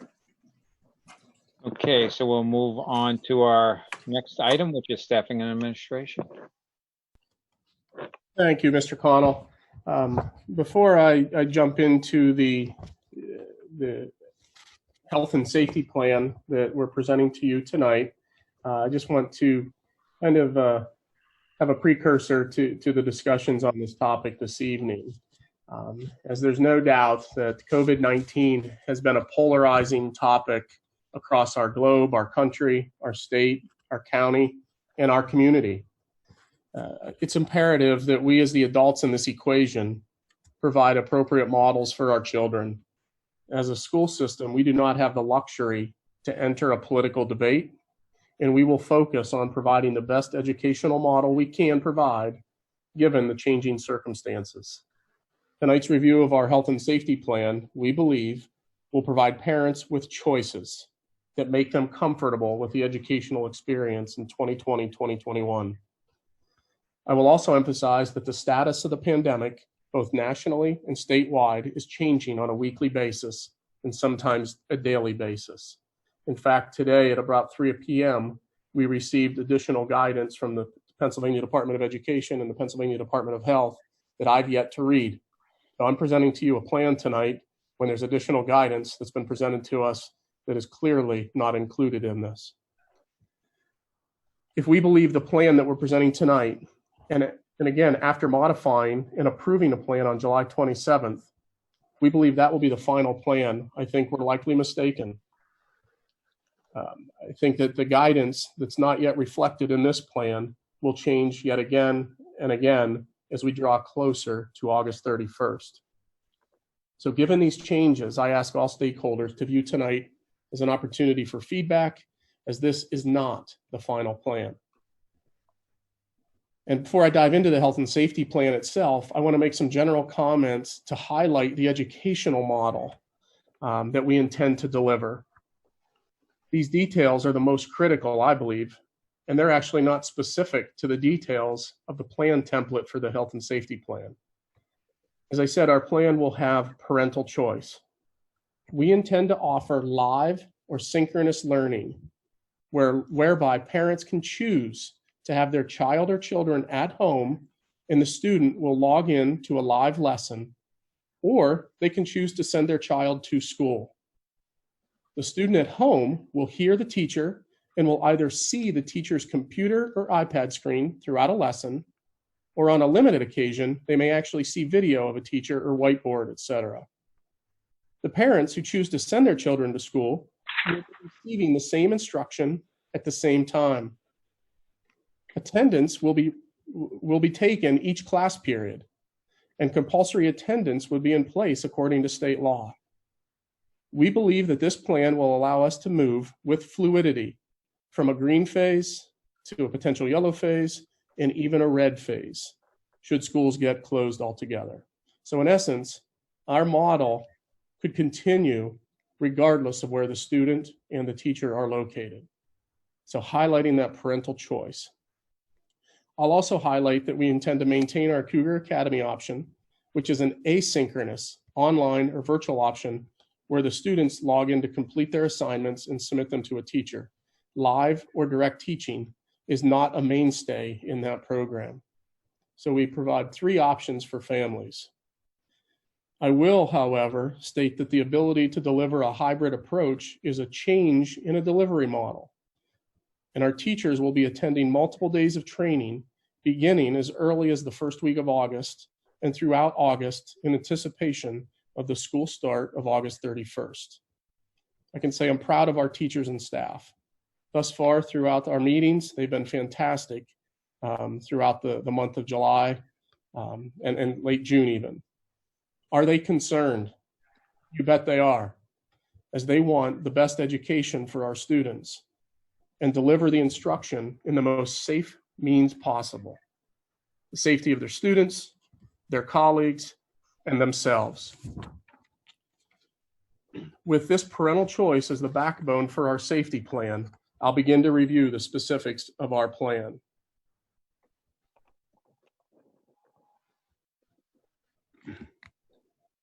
So I'll go through this document, which is a state-provided template, and I'll highlight many of the areas. I'll go through the table of contents here. For our community, please note that we will post this on our website for your review following tonight's meeting. I've highlighted this first item ultimately for the purposes of the board. As I said, things are going to change. It is my recommendation that we have this disclaimer in our plan that our board authorizes the administration to adjust this plan as required and to report any changes to the Board of School Directors informally, clearly, but formally at the next appropriate meeting. In other words, if we're required under new orders from the Department of Health, Department of Education, we'll need to make adjustments quickly, and we're asking you to authorize that, and then we will bring an updated plan back to you for approval at the next appropriate meeting. The first decision point we have as a school district is the type of reopening. What I'm proposing to you is, you'll notice I have 2 boxes checked here. I'm proposing a total reopen for our kindergarten through 5th grade students and staff, again, with parent option to have their son or daughter at home in a synchronous model. For purposes of childcare, for purposes of our youngest learners. The youngest learners are obviously provide the greatest challenge in an online environment. We believe it's important for our youngest learners to be face-to-face is more critical than any of our learners. We're proposing that our middle school and high school will have a blended opening. We're proposing that grades 6 through 12 will begin school in an alternating A-B schedule. Students in, for example, letters in last name A through K, for example, would attend on odd days, and L to Z students attending on even days. Our proposal is that we do that for 3 weeks, and on Monday, September 14th, we make decisions based on where we're at with schooling, with our plan, with the pandemic, as to whether we would make any changes to bring students back full-time at the secondary, or we keep on an alternating schedule. I think it's critical to note class sizes in our secondary are larger, and our ability to social distance is incredibly enhanced in an A-B rotation. We continue to propose August 31st as our opening day of school.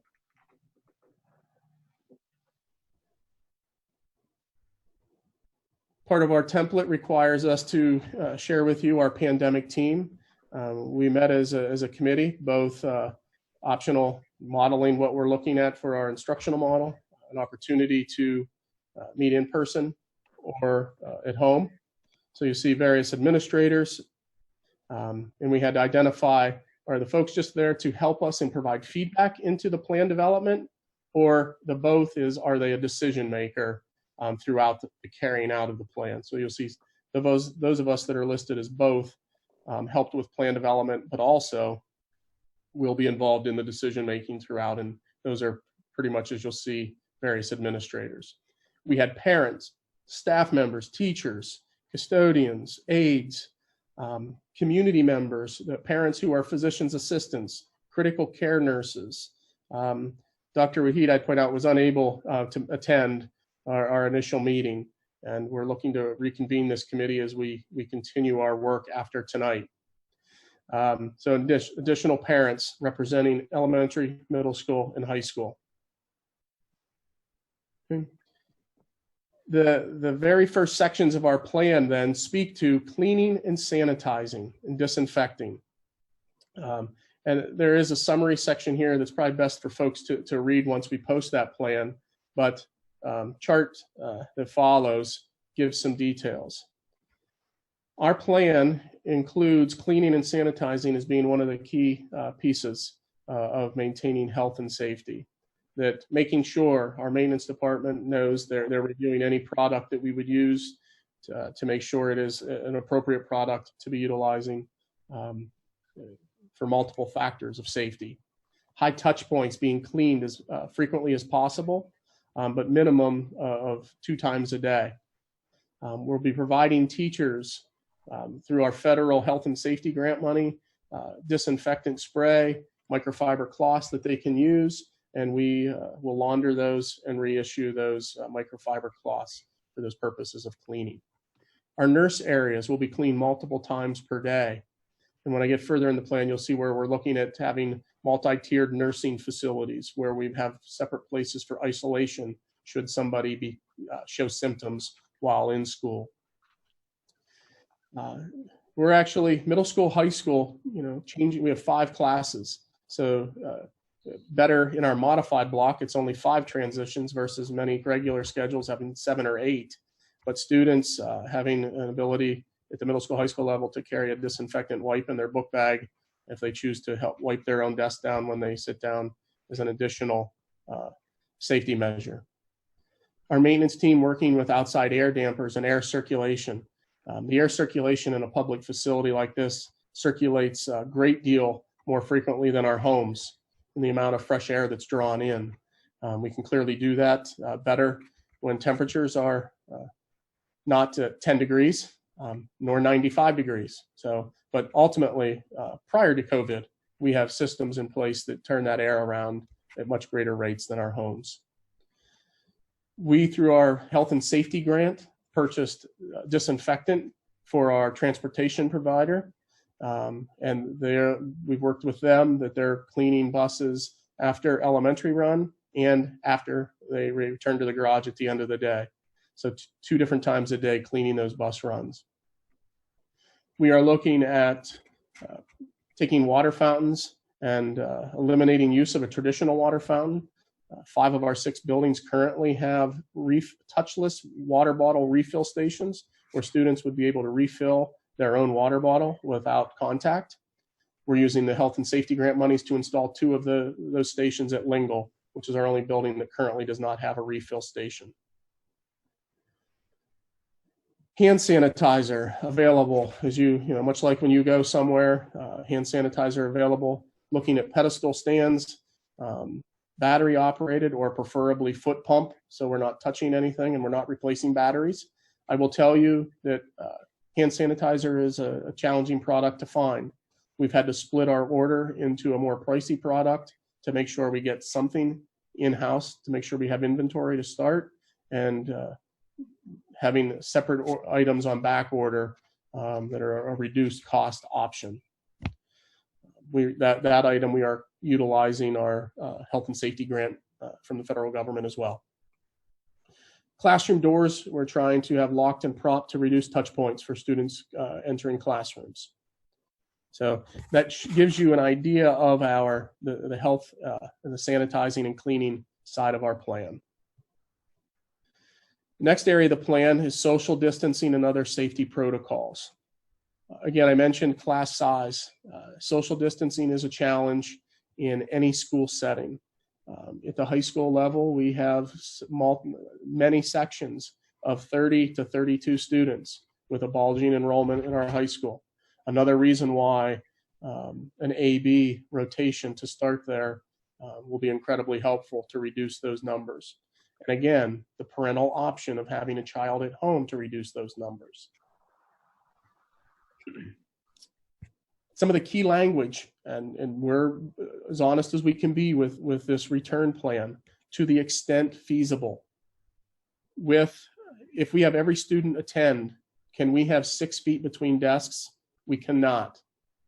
We're moving additional furniture out of classrooms, extra tables, small group instruction tables that we're storing in rooms that we won't use, or if we need to, rental trailers to store these items so that we can social distance students to the greatest extent feasible. And that's the language for that within the plans.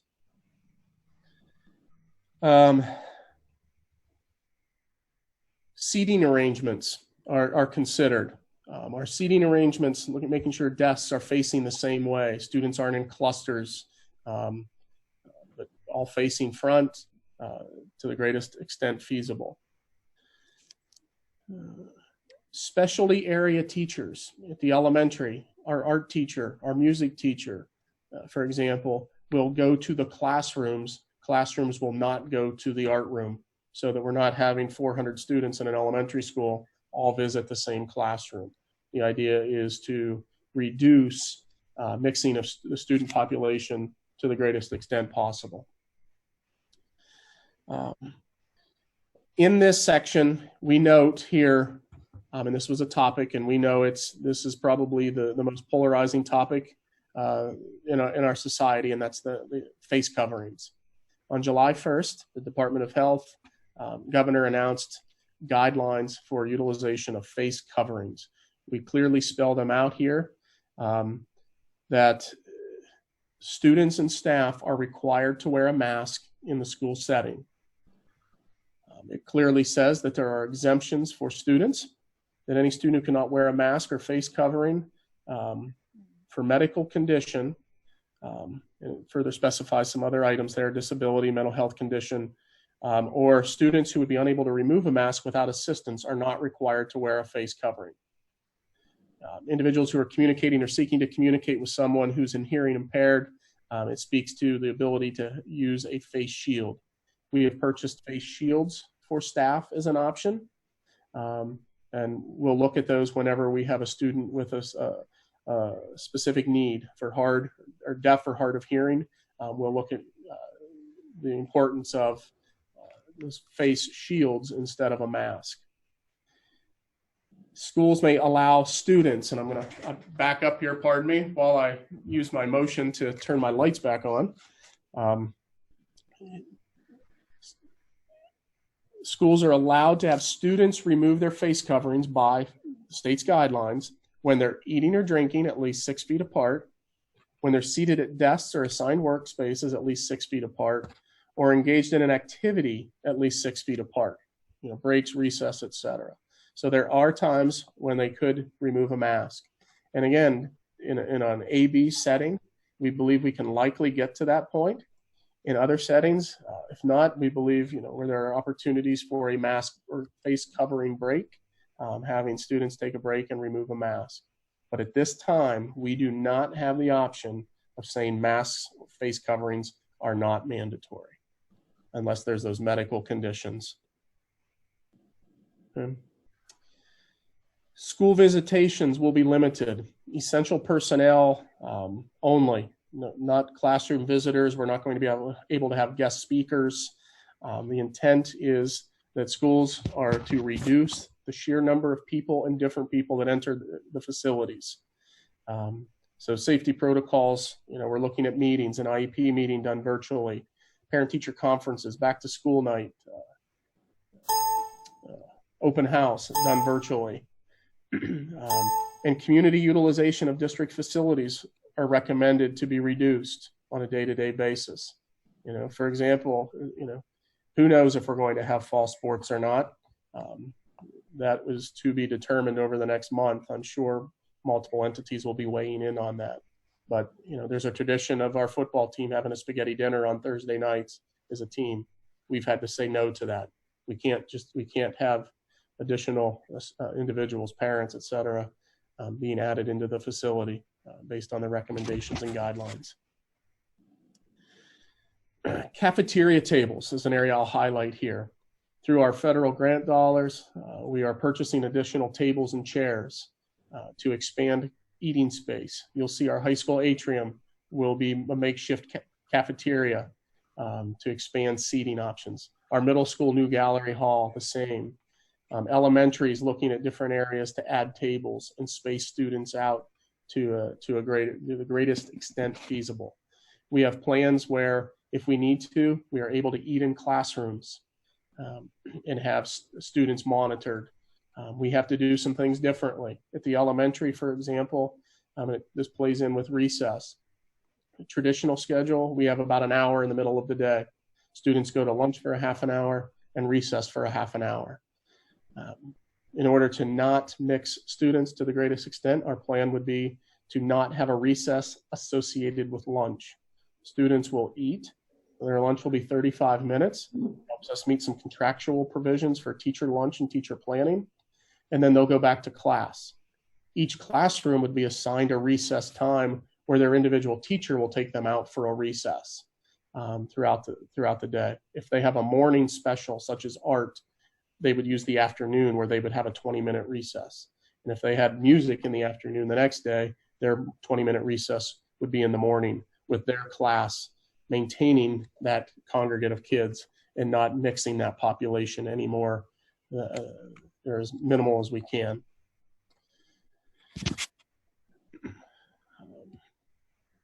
So classroom learning space, you'll see some of the particulars here. I think many of these I probably already talked about. Non-essential furniture being removed. Classroom learning space is being redesigned, changing the layouts. Group learning space is being minimized to the extent possible. Safety screens or face masks provided to staff. And we're working together as a county to potentially order face masks that are clear plastic covering so one can see lips of somebody speaking. Here where we talked about, I already spoke about the cafeteria, trying to reduce that congregate setting to the greatest extent feasible, socially distancing our kids. Assigned seating in the cafeterias, maintaining your same location, cleaning between lunches.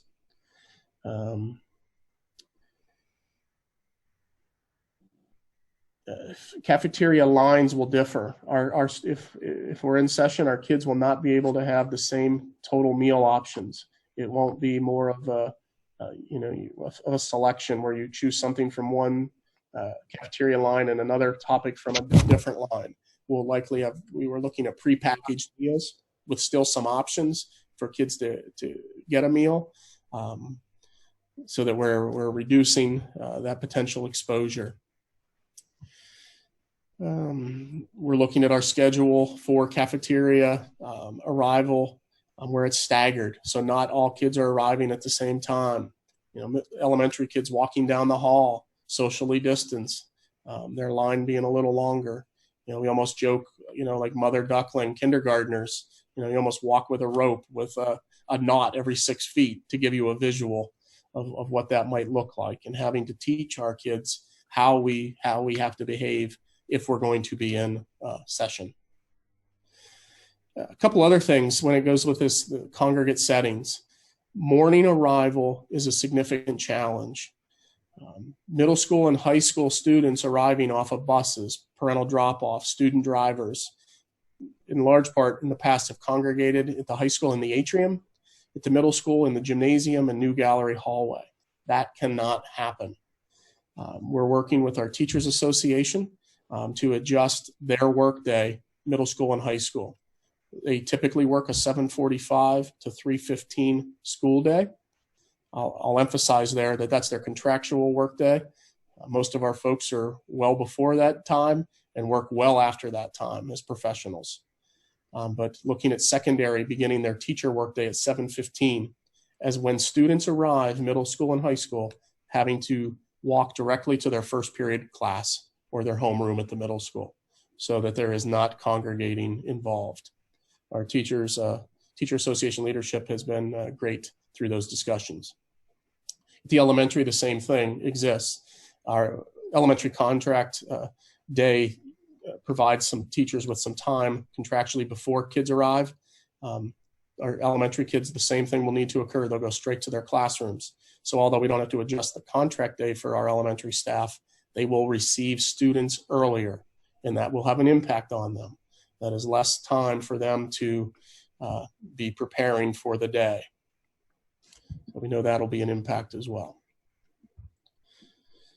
It's probably an opportune time. I want to talk about this. I think it's highlighted elsewhere, but I want to make sure I address it before we go much further. As I know, the letter that came out from county superintendents with general, our intent was that was not to be seen as our plan. So if that was the communication we gave, I apologize for that. That was to be a 30,000-foot lens of what the county school districts were reviewing. The notion of health screenings to start our day. There's been a lot of debate on this topic. We've worked with a medical professional as a county and an IU, Lancaster and Lebanon schools, where the recommendation and concern was by doing temperature checks as part of that morning health screening, we could be causing ourselves greater risk by doing them than not doing them. I will tell you tonight that we are poised to do temperature screenings, as that has been a significant factor where I've received feedback from community thus far, a strong feeling that we should be doing temperature checks for our students and staff upon arrival. So we are poised to do that and consider that as we work through this draft plan to our final plan. Next area of the document, hygiene practices for students and staff. We have to teach and work with families to teach our kids how to wash hands, when to wash hands, how frequently to wash hands. 3 teenage boys in my home, and I constantly, even before COVID, I'm reminding them, did you wash your hands? So whether the child's 5 coming to kindergarten or an 18-year-old senior, they'll need constant reminders. As part of this plan, you'll see later the amount of signage we intend to have in our buildings at entrances for face mask wearing requirement, hand washing locations, reminders of hand washing. It's going to have to be part of our routine. Restroom utilization is going to be different middle school, high school. Traditionally, we've wanted students to use the restroom between classes so they're not missing instruction. We're going to ask students not to do that. We don't want 20 kids walking into a gang bathroom at the same time. We want students to report to class. Teachers will monitor numbers of students going out and reducing the number of students in a restroom at a time. And again, hygiene, washing hands, which should be a normal part of that practice and procedure. And I highlight there the touchless water bottle stations as well. Okay. There we talked the signage. You'll see, if you see some of our front entrances of buildings already, where we are printing our own signage where applicable, and we are purchasing some removable vinyl items that would go on the floor, walls, etc., to reduce damage to facilities. But clearly using signage to highlight. I hope they're more effective than what I see at Walmart, where there's one-way aisles. I think they wasted their money by placing one way on the floor because very few people adhere to that, in my experience. Again, the visitors will be reduced in the buildings. We will have tables in the vestibules. If a student forgot his or her lunch, and the parent has to bring it in, they'll drop it on the table in the vestibule where they don't even have to come in the building, and one of our staff members will pick it up and get it to a child. And again, visitors require, if somebody does need access as a visitor, they'll have to adhere to the guidelines that are established in this plan. Okay. And again, I highlight this to our board that needing support, if we intend to work towards maintaining a safe facility, use of our facility must be minimalized by outside groups. Recess, phys ed will look differently. We are concerned about the ability to manage the cleaning of our playground equipment between use. Manpower, cleaning supplies, costs associated with that are steep. We're looking at trying to have recess without the utilization of our playground equipment. A lot of movement activity. We look at our phys ed curriculum being adjusted to where we're not using shared items, balls, rackets, things of that nature. Can we adjust our curriculum to provide a physical education activity and minimize those items, or where we need to use those items, needing to clean them between uses will be critical. And again, same items, limiting the sharing of materials among students. At the elementary, we envision every student having their own resources. Let's say a pencil box where they have their markers, crayons, scissors, glue stick, what have you. That's theirs and it's not shared. A calculator, rather than collecting them, maybe the student maintains that calculator in their desk so that it's not shared. Where there is sharing that's needed, cleaning of those items is critical. We've worked, the last item here in that blue box, the State Library Association recommending a quarantining of books for 3 to 5 days.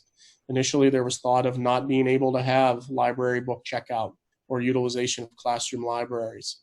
We're recommending at this time to go with the 5-day quarantining of books. So if a child has a library book checked out, they turn it in, it goes into a Monday bin, and it sits in that bin untouched until the following Monday when it can be placed on a shelf. again, using State Library Association information to make that recommendation to you.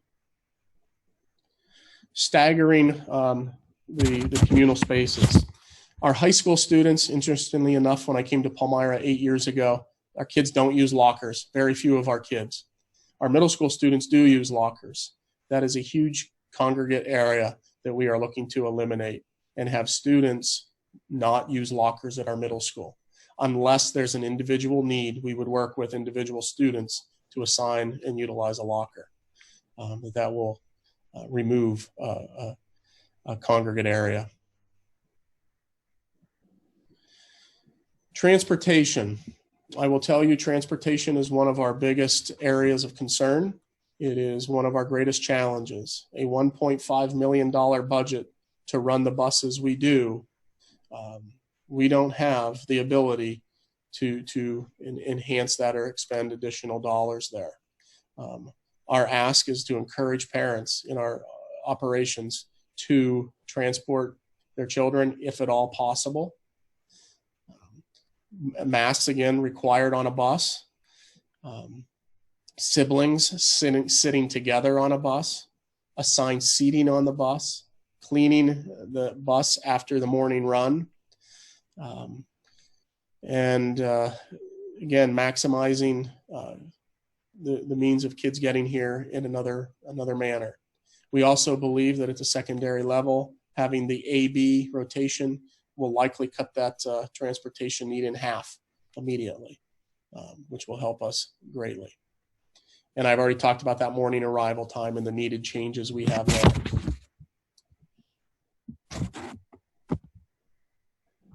Limiting the number of individuals in classrooms. Again, a challenge. I don't know the classroom at our elementary class sizes, 22, 23, 24, 25 students, that we will not hit 6 feet. You know, we've worked, I've read as much as 80% reduction in exposure if PPE is worn and you're at least 3 feet apart. Still not 6 feet. If we want our elementary kids here every day, that is something we face.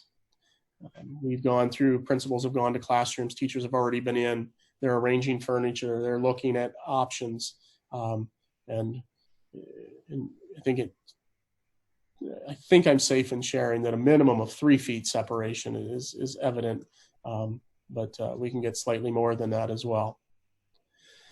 Again, not looking at everything we do and how we do it and when we do it to minimize congregation or numbers of people. We're having principals review, I'll say, traffic flow in the building. At times of class exchange, do we have one-way hallways, one-way stairwells, so that we are not face-to-face and crossing paths with individuals? I will also say here, I know Mr. Fogel commented on advocating for students with special needs in our public comment earlier. We intend in this AB rotation at the secondary level, a student who's an English language learner, a student who has an IEP, we invite to attend on a daily basis. We believe in order to meet their free and appropriate public education, we can best do that with them in attendance. So we invite them each and every day if they have an IEP. Childcare is a significant issue our society is facing. Across the country, what schools do affects parents, particularly with elementary aged kids. Parents needing to work, we're cognizant of that. And how do we as a school system balance the health and well-being of kids and families with our ability to reopen our economy? So we will maintain open communication, and our social workers always do a great job with that, as it is with our health or our child care providers. The next section, monitoring student and staff health. This is an area that I believe is what I'll read tomorrow morning with the guidance that came out today. I did not get a chance to read today. This is what we've been waiting for on how do we determine quarantining or isolation, for how long, who must quarantine and isolate, how do we communicate, et cetera. So the Department of Health, Department of Education guidance that we received today, I'm hoping speaks to this. We've tried to provide as much background as we knew coming into today. Initially, as I said, our initial plan was that student screening for symptoms would be done in the home and not by the school. We are open to revisiting that based on feedback we've received to date. If you're sick, stay home. I think we've heard that. That's a challenge. Well, we need our community to adhere to that. It's harder on working moms and working dads to make that happen with young kids, and making sure folks aren't giving kids Tylenol to reduce a fever to get them into school will be critical. We're currently having staff do symptom screens. Currently, we have staff coming in each day. They're filling out form, answering questions but also taking their own temperature. If we were to go to a health screening that included temperature, we would do that with our staff as well. If an individual exhibits symptoms in school, that's where to the nurse and isolation immediately. We are working with our nurses to have multiple tiered nursing stations, if you will, even looking to expand our nursing offices into adjoining rooms. If there's no athletics, we're looking, Dr. Richardson, even as late as today, talking about using the athletic training area as a much bigger area and have our nurse there is a possibility. But ideally, the student that has a bloody nose, a scratch, doesn't get to an area where they're screened out in front. They're not even in the back of the nurse's office or in the nurse's office, et cetera. So we can reduce that potential for exposure. And then that training piece of symptoms and what to look for in the history of exposure. Here's where we get into some more of the details. And again, I will tell you, this is a draft and we are to be getting more guidance on this topic. That those procedures, right now it's general because we don't know. But again, if you're sick, we'll be sending folks home immediately. This is some of the guidance that we've received thus far. An individual within 6 feet and more than 10 minutes, and I've also heard 15 minutes from another source, regardless if they were wearing PPE, they will be asked to be quarantined for 14 days. And they say that contact meets the exposure definition if they were with that person 48 hours before that person had symptoms or 48 hours before the positive test. And that's some of the knowledge that we've been given as I sit before you tonight.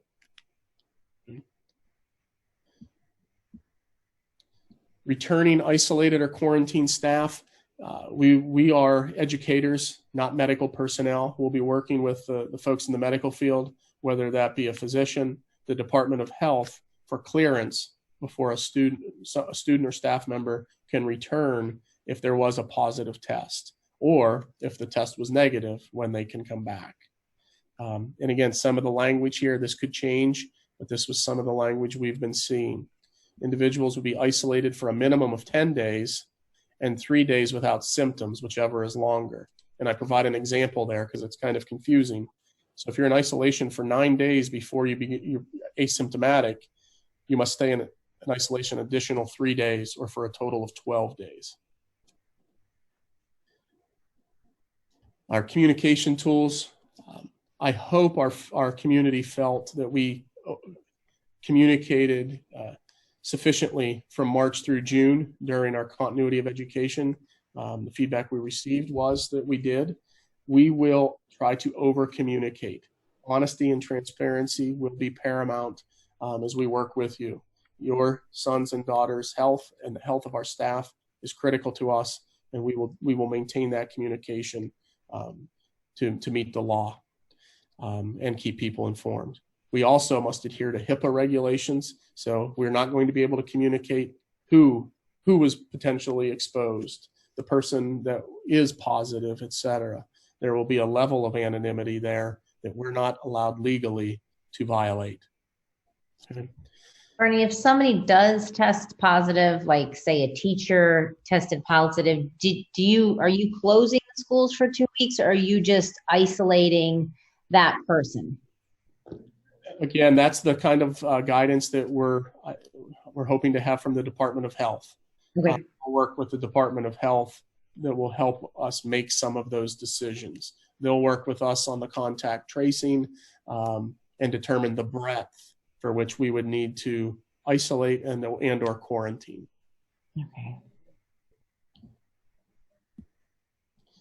Okay.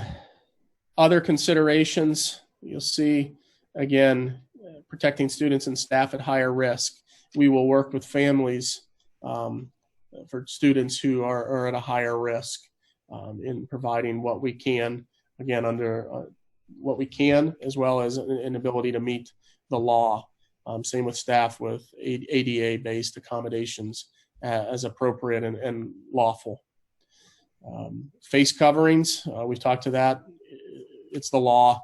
We're a public entity that we must follow what is provided to us. I don't like the wording that it's a law, though. It's up. Yeah. I agree. Yeah. I don't see the law in my term. I just use that verbally. Is that what you're referencing, Mr. Ludwig? Exactly. I just want to make sure everybody's clear on. Agreed. Thank you.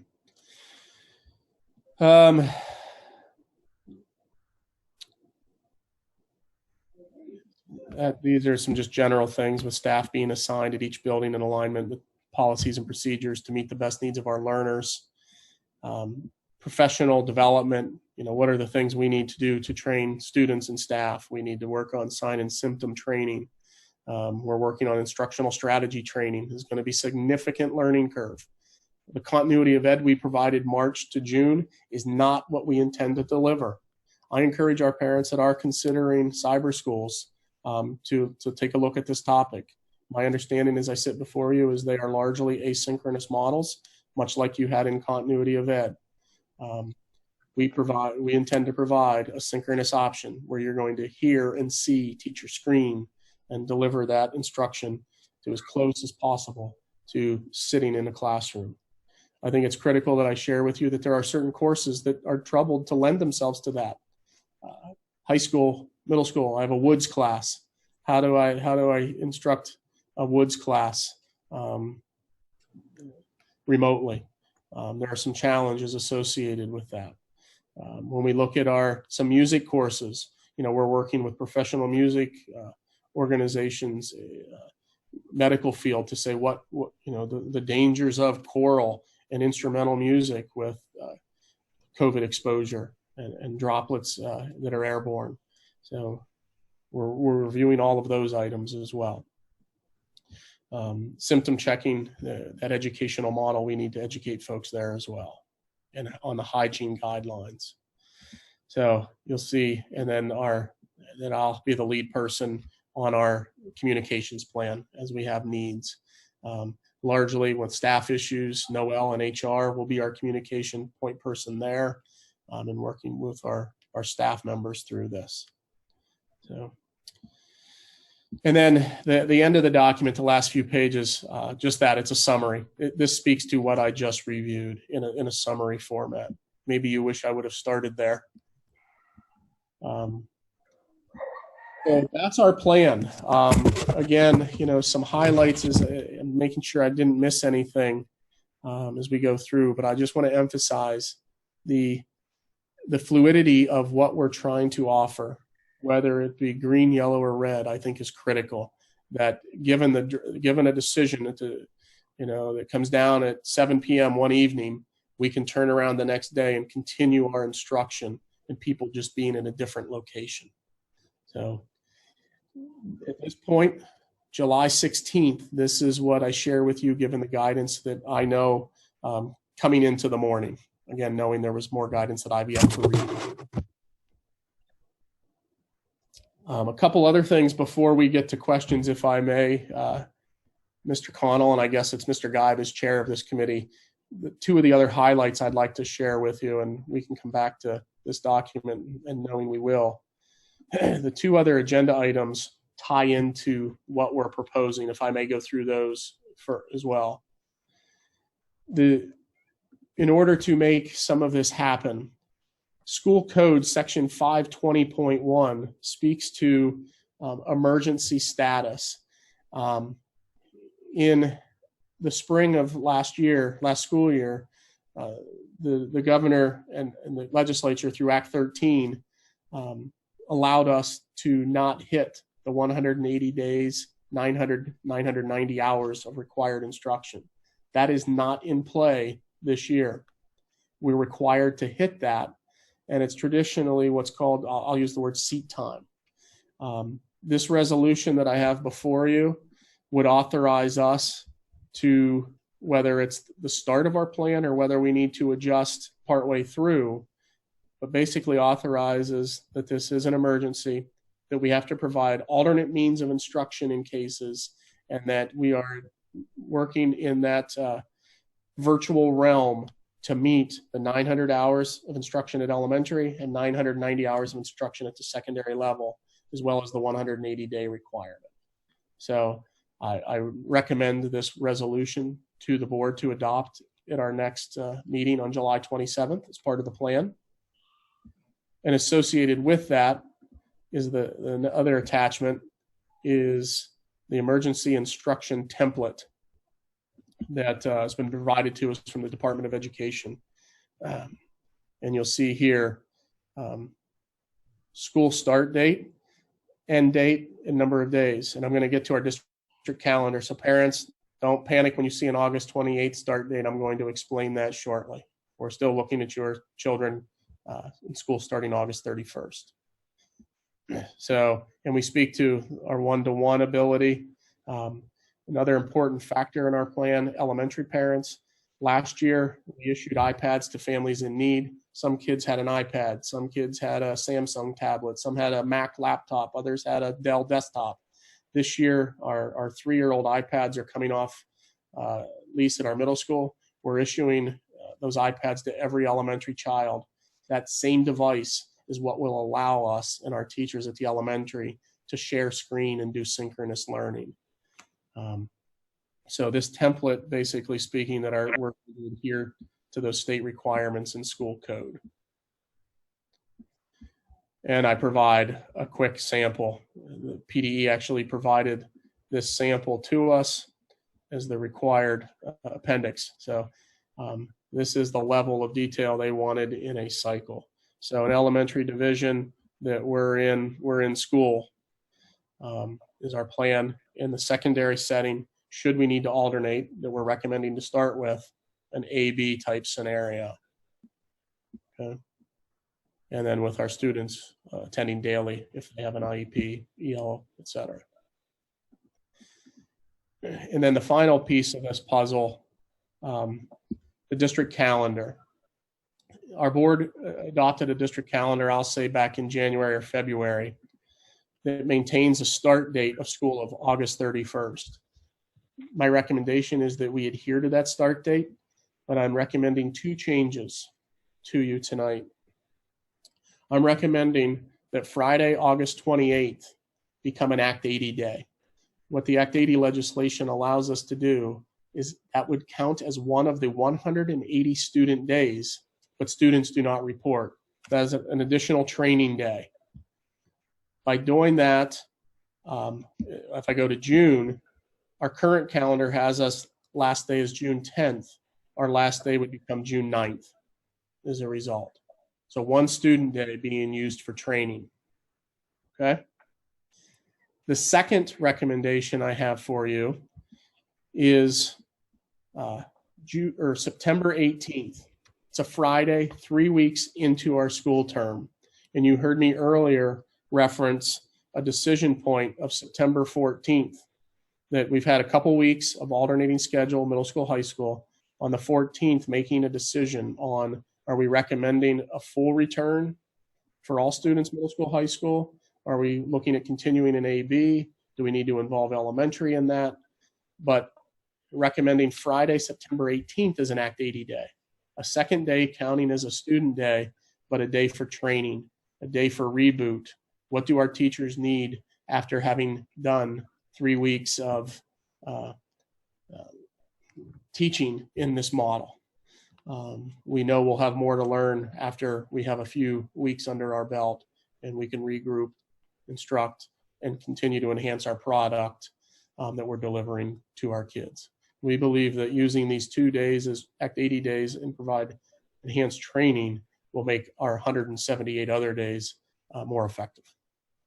So if the board supports this, this would have to be a motion as well. So for the impact of families, just to be clear, August 28th, there's not an impact. September 18th was a day you're expecting your kids to be in school. That would change. And June 10th would change. We would finish on the 9th. And graduation on the 8th.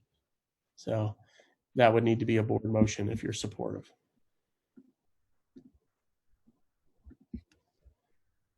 And then just the last highlight, and then I think we're ready for discussion.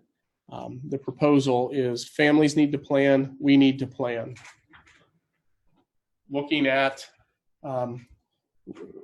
we've worked with our board to schedule a special board meeting on the evening of July 27th for the purpose of approving these items that you see here, our health and safety plan, the emergency resolution, and the district calendar if there is a revision. So highlight that. That has been advertised legally. We will have that on our board, on our website, front and center, as well as on our board section where you access these meetings anyways. So that provides you with our plan as we sit here tonight. So Bernie, just a point of clarification for me. Sure. You had mentioned about the blended reopening. Yes. So just to be clear, it's just so I'm clear, will parents still have the same option to decide if their kids can go to school or can have the at-home learning? Yes, that's. Thank you for asking the question. That's an important clarification, Mr. Connell. We debated on this one. I know ideally we would love to have every student in person. From an educational perspective, kids in front of a teacher in a classroom is the best learning model, and we believe in that wholeheartedly. To balance that, we also know health and safety is critical, and parental choice in this is critical. If we force the hand of families, we lose, regardless of which direction we go. So if a family, middle school and high school, would choose to be virtual every day, they may choose that. And then in terms of transportation, what happens if we exceed the, let's say, the COVID capacity on a bus? What's our plan B? Sure. I think we have to work with families to see if we can get students here in different means. It's important to note we did add one additional bus this year to alleviate some level of sheer numbers on our buses. Our transportation department is working as to where those routes are best suited. So look at developments where we need to reduce. And frankly, I mean, our buses are not light. Darcy mentioned by formula, our routes are structured in a way to enhance that. The fewer miles with no students on a bus, the better, because then you want kids on that bus being as efficient as possible. So our buses are at capacity. We need folks to help us. That will help our safety greatly. There's been a lot of talk with school buses. The responsibilities of school bus drivers are vast. They're not just driving. They're monitoring students through a mirror. They're listening. They're watching traffic in front of them, behind them. They're turning on their lights. They're opening the door. They have a great deal of responsibility to begin with. So to add things to them is certainly a challenge. I know there's been some rulings that the Department of Transportation modifications to buses are not authorized. Can't put shields beside a driver to separate them from passengers getting on and off, et cetera. So Dr. Kepler, just one moment.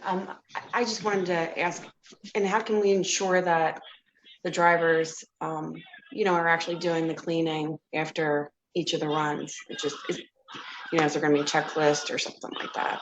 Just a peace of mind for the parents. Yes. It's a great question. We'll work with our provider at Vox to verify, make sure.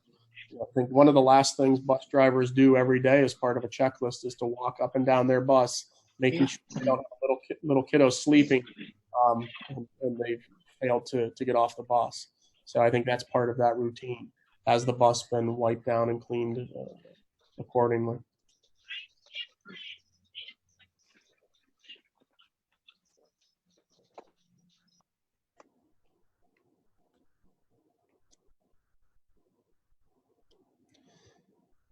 So again, the societal issue of face coverings is going to be critical for us. It is a polarizing topic that for the safety of our students and our staff, I think it's going to be a critical piece that occurs for us. And I know it's a topic that is dividing our society. That I'm hopeful that as a community that this becomes a collaborative effort. Because if we're not in this one together, I think we're going to struggle to maintain health and safety. And I don't know if it would be part of the teachers, to show the kids. I don't know, how to keep mask on or how to not touch it, or if it bugs you, to let them know, or especially the little ones, because they don't really understand any of it. They hear bits and pieces of everything, but they don't. I have a niece who's 3, and she asks, "Is the virus in the house?" So they hear things, but they don't really understand. So I know it's going to be hard with kindergarten and 1st and 2nd grade, but I don't know, to make it fun or to make it non-scary. I don't know. Hey, Kristen, I think part of our job starts well before school, us working with families, in the weeks ahead. And we're looking at having trainings for families. We know that parents are going to need help on the technology-based needs that we're going to be asking, so that parents know what's taking place with their children. And they're learning what we're looking for on the iPad at the elementary, et cetera. We're looking at, working with families. I listened to the superintendent of Cumberland Valley School District last night, listened to his video that he posted, and he spoke about if we're expecting our kids, kindergarten through 12th grade, to wear a mask in school, and they're not trying it at home starting now and working up to that, we're missing an opportunity to help them learn. I'm an adult. I struggle to keep my fingers off my mask. I hate it, but I've got to do it for the respect of my colleagues in the office now. But the guidelines right now are a 2-year-old is required to wear a mask. Incredibly challenging for a 5-year-old. But we have to do it in a manner that is not threatening, that is educational. To your point, I don't know how we make it fun, but we've got to try to do those things.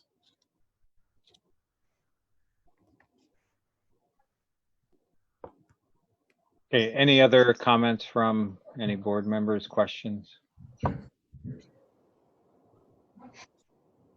Okay, I think with that, we'll move into public comment.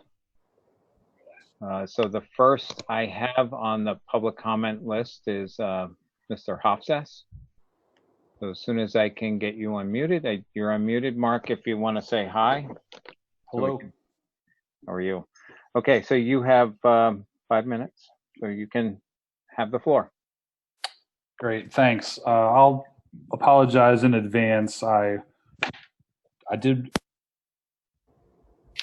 So I taught speech and debate once, which I know you're not supposed to read, but I'm going to read it today just because I don't want to forget anything. My name is Mark Hofsass. I'm the president of the Palmyra Area Education Association. For those of you that are not aware, PAEA is the teachers union at Palmyra. We're comprised of 228 teachers within the district.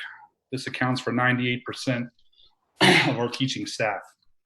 Our staff takes pride in providing a first-rate education for our students. And first of all, to be clear, we want to go back to school. We want there to be sports. We want there to be concerts, musicals, plays, robotics competitions, proms, graduation. We want all of it. And we realize the importance of kids being in school. We also realize the challenges that lie ahead for our community, our school, and our families. It's my job to work to ensure that our staff is returning to the safest environment possible. With a teaching staff of almost 230 teachers, we're certainly going to have several at-risk staff members who are going to be asked to be in rooms of 30 or more students and hallways potentially containing hundreds of students at a time. Teachers did not sign up for a job that asked them to risk their life. We have many teachers in the 50 to 55 age range.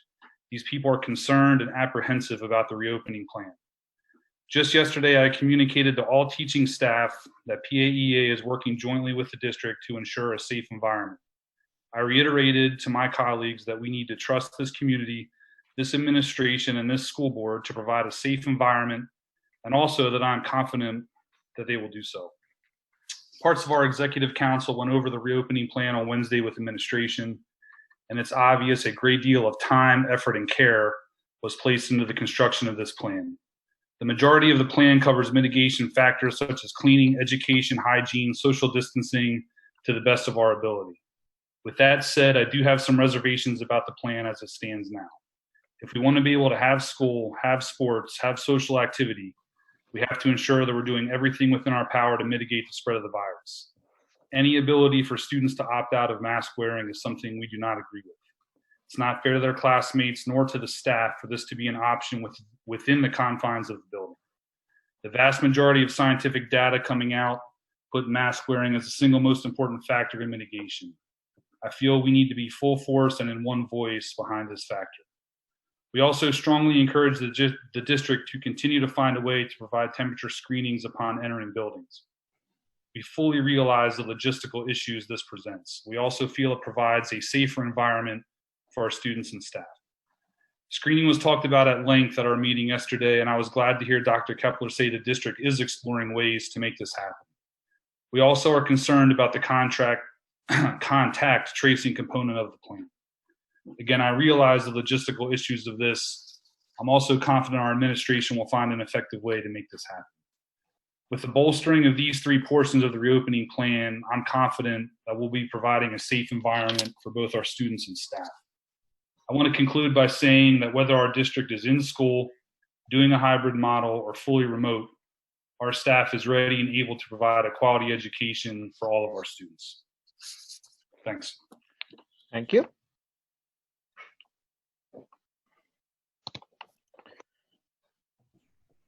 Okay, next I have Tracy Nzambi. Let me get you unmuted.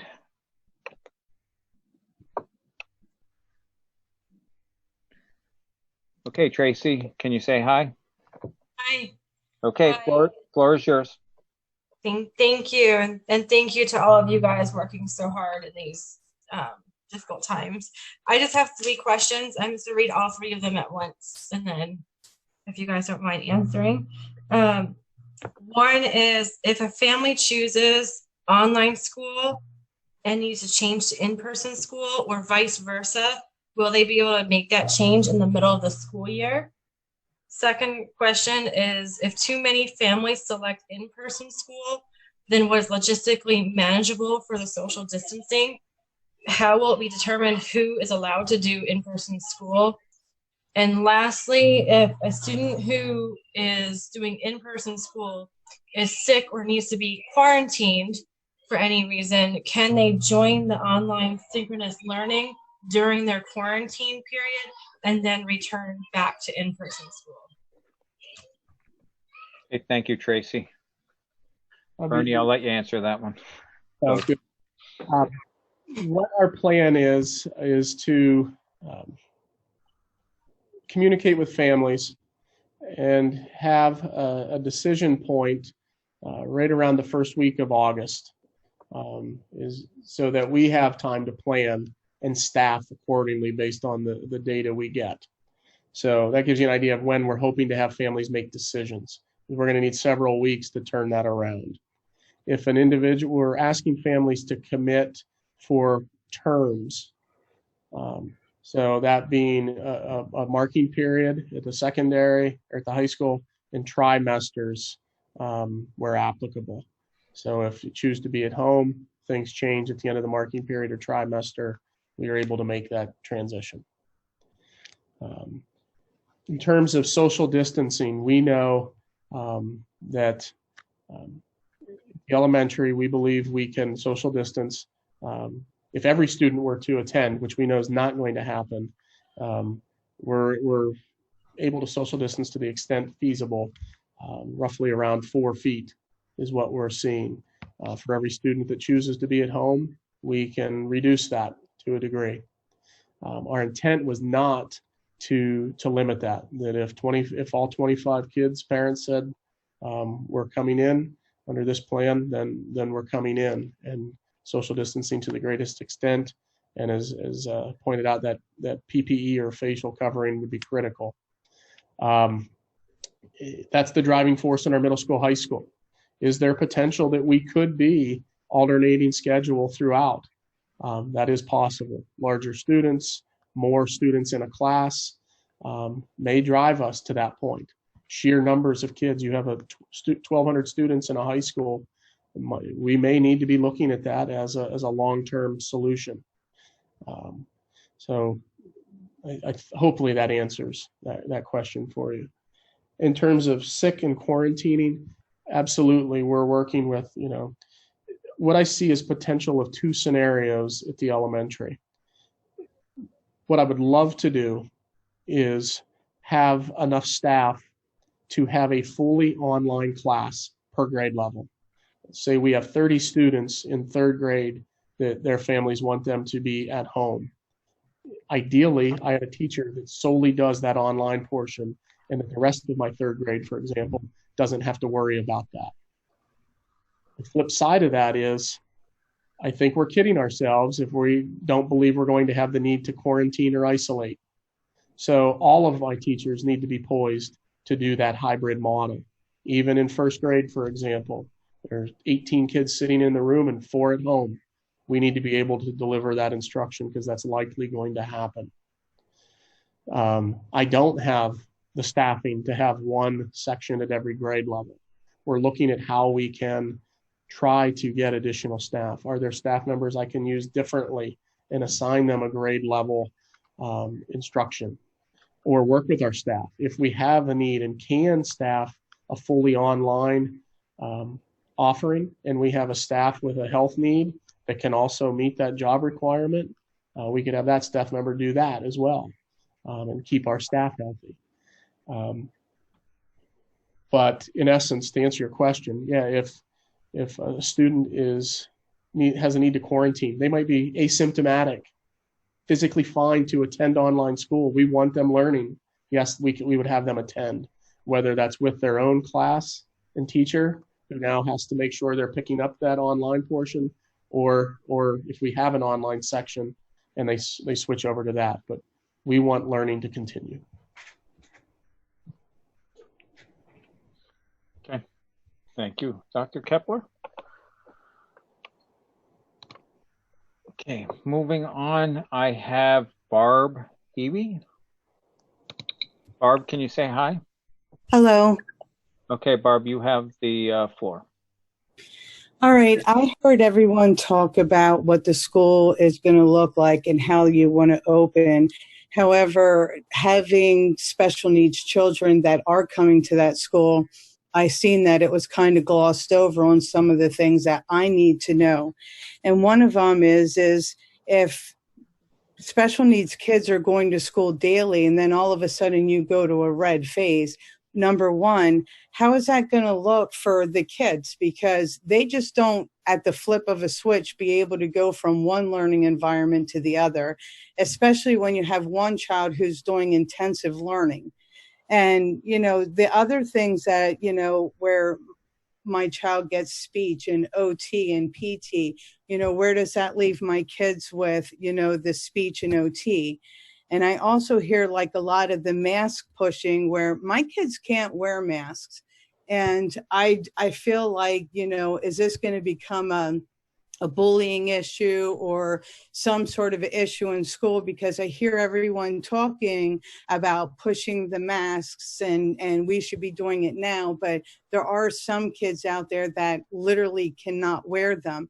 And I understand through Dr. Levine's orders and what you were showing today that kids who have special needs or medical, they don't have to, but I want to know how that's going to play out on the bus and in school. You know, how are they going to be perceived? Because these kids already have a hard time functioning. I am concerned about no social user trying to social distance, where my kids thrive on, you know, needing them social skills, them social cues, needing to have that. And the other thing is when you talk about absences and you need to account for the 180 days or the hours, if you're having to isolate or somebody in your child's classroom had COVID or you have to all of a sudden do a 14-day or a 10-day quarantine, how is that affecting then our children's absenteeism? Thank you, Mrs. Eby.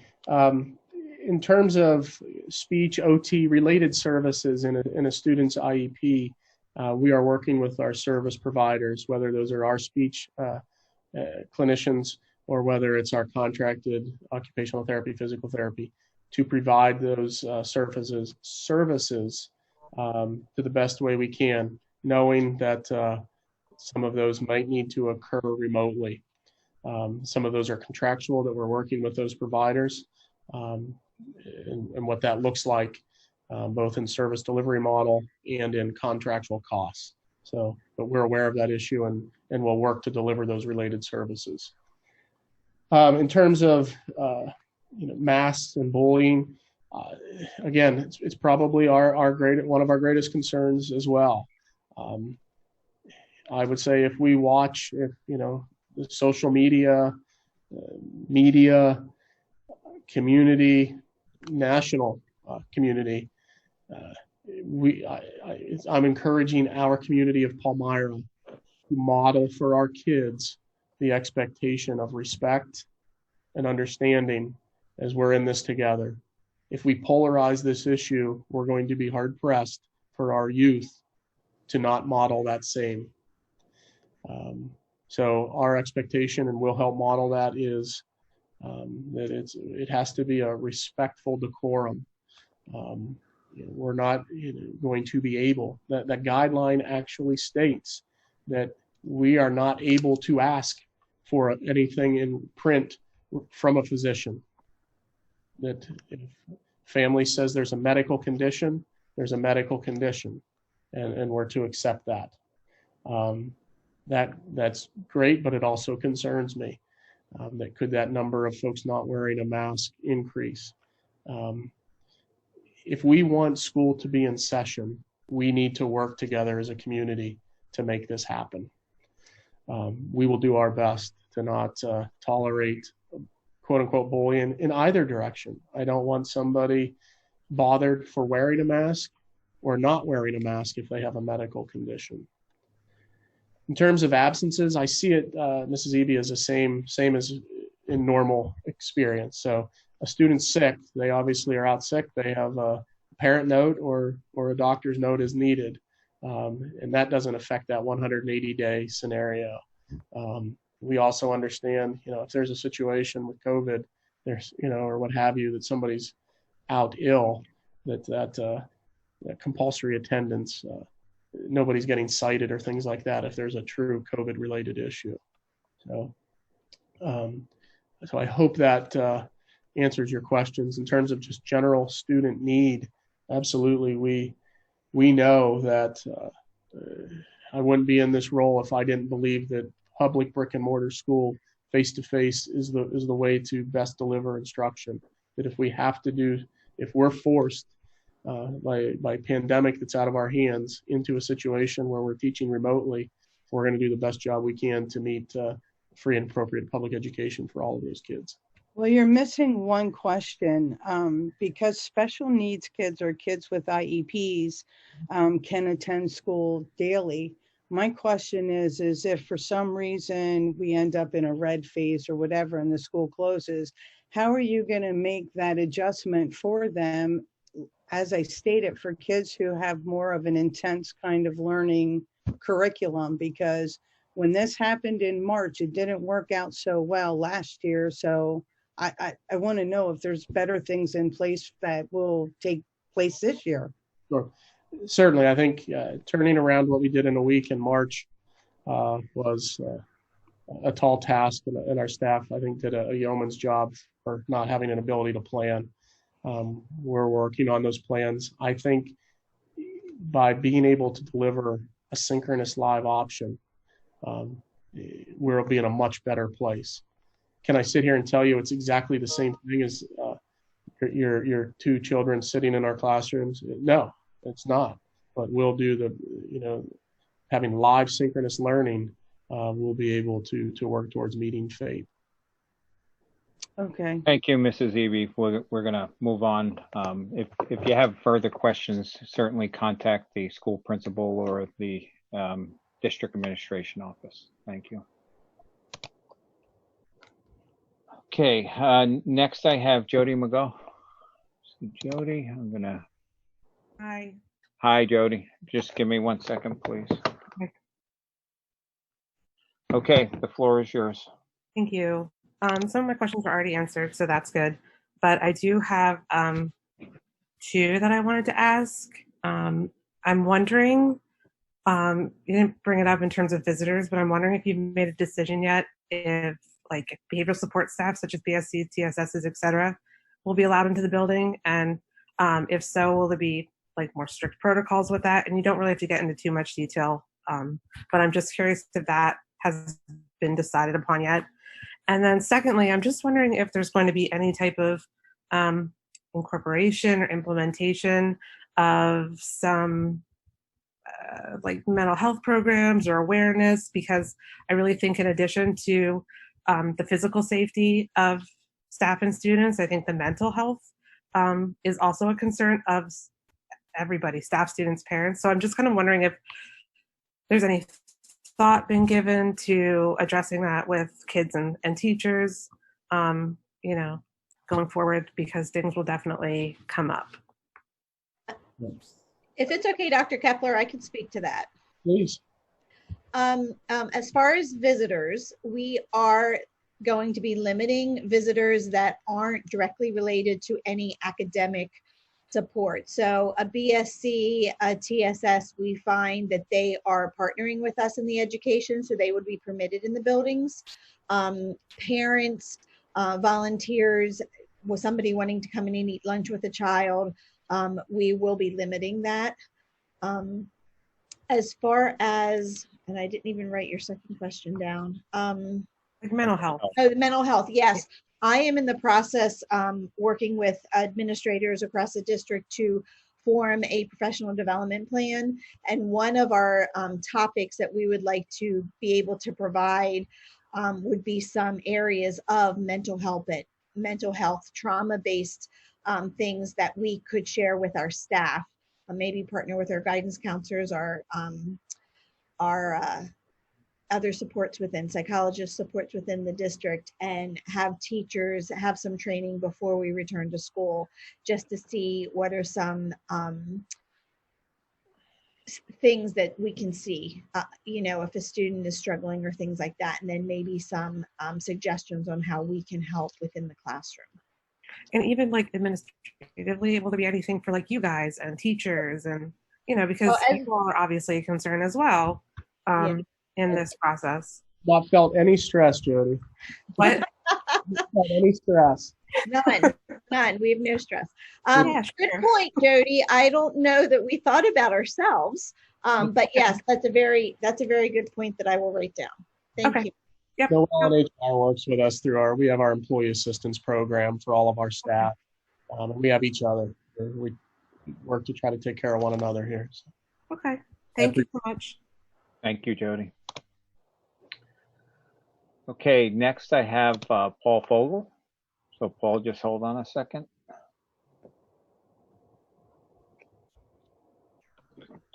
Okay, Paul, can you say hi? Hey, Mr. Connell. Can you hear me? Yep, you have the floor. All right. I'll keep this quick because some of the issues I've wanted to bring up have already been. So, but I would just like to say I echo what Mark Hofstad said about contact tracing. I don't think I didn't hear much about that, and I understand, Bernie, that that's probably because you don't have much detail to that. But I think that's very important when it comes to possible infections of students and teachers. And same thing, similar with what Mrs. Eby was stating, kind of goes back to my comments earlier. The two things I also wanted to address, I've being approached about this a couple times. And Bernie, you can answer this, or Jeff, I think you're still on the CTC board. What's going to happen with half-day CTC students? And what's the CTC doing in terms of their own plan? So that's one question. And then the other question too is around this time of year, we're watching numbers for new move-ins in the district. Now, with everything going on, I'm sure real estate and rentals aren't moving as much as they would be in not a pandemic time. But how are you going to acclimate those students, new students, into the district, whether it be kindergarten or some other grade level? So I'll let the appropriate people ask the questions, and thank you for your time.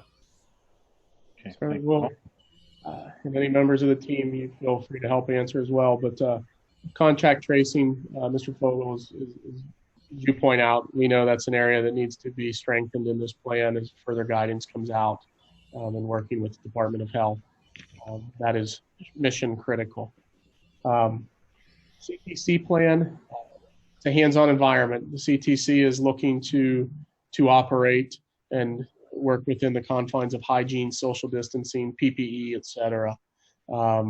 If we're on a rotating AB here, the student will attend the CTC daily, and we'll have transportation as we normally do to the CTC, although a large number of kids provide their own. In terms of move-ins, like we do every year, just in a different format, we'll be working to acclimate our kids to Palmyra. Virtual open houses that week before school starts, other opportunities, reaching out to those kids. Our staff does a great job. Oftentimes, our youngest of learners getting letters and messages and setting some of that stage before the year begins. We might have to do more this year to help acclimate those kids and making our new Palmyra Cougars comfortable as possible. Thank you. Okay, thank you, Paul. John, can you, I think Mr. Kreiser's still having trouble. Can you try to help him out? I put something in the chat, but I don't think anybody picked up on it. Yeah, I'll see what I can do. Okay, thank you. Next up, I have Kim Miscavige. So Kim, let me unmute you. Kim, can you say hi? Hi, can you hear me? I can. Just give me 1 second so I can start my timer. Okay, Kim, the floor is yours. Okay, I have two questions for you. I'm a little confused because I thought I heard you say earlier that you weren't sure in terms of support services for kids with IEPs, whether or not they'd be able to enter the building and that you were negotiating contracts. But then later you mentioned that like support staff like TSSs would be allowed in. So I'm just wondering if you could clarify, if you know yet, will like speech therapists and physical therapists, will they be allowed to work with the kids? And if you don't have that answer now, when do you expect to get it? And then my other question is, how do you plan on enforcing wearing masks? Two good questions, and thank you for the question to clarify. Is when I referenced earlier that with some of those service providers that we were working through contract and things of that nature, that was if we had to do things remotely, or if we would have to go, whole different scenario was a service provider going to a home of a student is a whole different scenario. That's the part we're renegotiating. We intend to provide services in our building, so speech, OT, PT will be working in our buildings. The speech folks are our employees. Occupational therapy, physical therapy are contracted employees, but they will be in our schools. The second question on masks. It is our hope that it does not become a disciplinary issue, that we will have respectful conversations with families, with students. And again, based on the age of the learner, we don't want to put a student in the discussion. We hope to work with families and parents with those discussions as well, to have an understanding of where they're at. But our hope is that it's not a disciplinary issue. Again, by guideline currently, if it's my understanding that if there's a medical issue, and they just simply have to tell us it's a medical issue and they do not have to wear a mask. Thank you. It's concerning when you go about town and you see so many people with masks below their nose or, just not on properly. And so that's really my concern is while I fully support students wearing them, just want to make sure that, we're going to be enforcing that and that they'll be wearing them correctly. So I think you have a great plan. Thank you so much. I know this has not been easy for you all and you're doing a great job.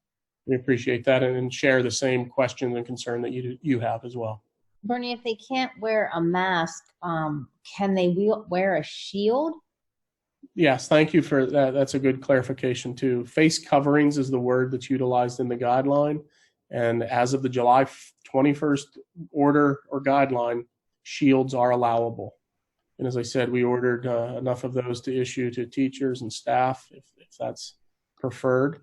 And again, I think it's pretty clearly stated from the medical world, they're not as effective as a mask, but they're currently allowed. So it's better than nothing. I guess depending on the child and the medical issue, but maybe staying 6 feet apart, or if it's a nice day, going outside more. So there's maybe. Yeah, we're going to try to use outdoors as much as possible when we have nice weather and can use outdoor spaces. But again, even today, I think there was something that came out today that even talked about some math outdoors. I saw somebody texted me a quick glimpse of something. So we'll see what I read tomorrow morning. And Bernie, I just real quick, hopefully you can hear me okay, but I've been kind of sitting on the sidelines here, but I love the plan. I appreciate all the time that's been put into it. I appreciate Mr. Hofstadt's concerns, and I think they seem like reasonable things for us to be working towards to accommodate. There was a question earlier in public comment, and I may have missed a response to it, and I apologize if I did. But to the comment of a student loses their mask on the bus, accidentally throws it away, will we have supplies to provide to the students in those situations? Thank you. That was Kayla Heberher. I have her note and I put it aside and forgot it. Thank you. Yes, we have ordered an inventory of masks already. We've added a second order for youth size masks to have those. Our intent is not to distribute them to students. Our hope is that families can provide masks and hopefully they are launderable, or masks that can be laundered and reused. But in cases where a student drops their mask, it's dirty, they forget one, we will have an inventory available to issue to them. In fact, a shout out to Hershey Entertainment and Resort. They have an online site to submit. Just put an order in today. Our maintenance team's going over next week and picking up 4,200 masks to help us with that inventory. Awesome. Thank you. Okay, next I have Julianne Battistelli. So. Hi. Hi. Hold on just a second. I'll catch myself up here. Okay, floor is yours, Julianne. Okay, I have a couple comments and then I have a couple questions. My one comment is about Cougar Academy.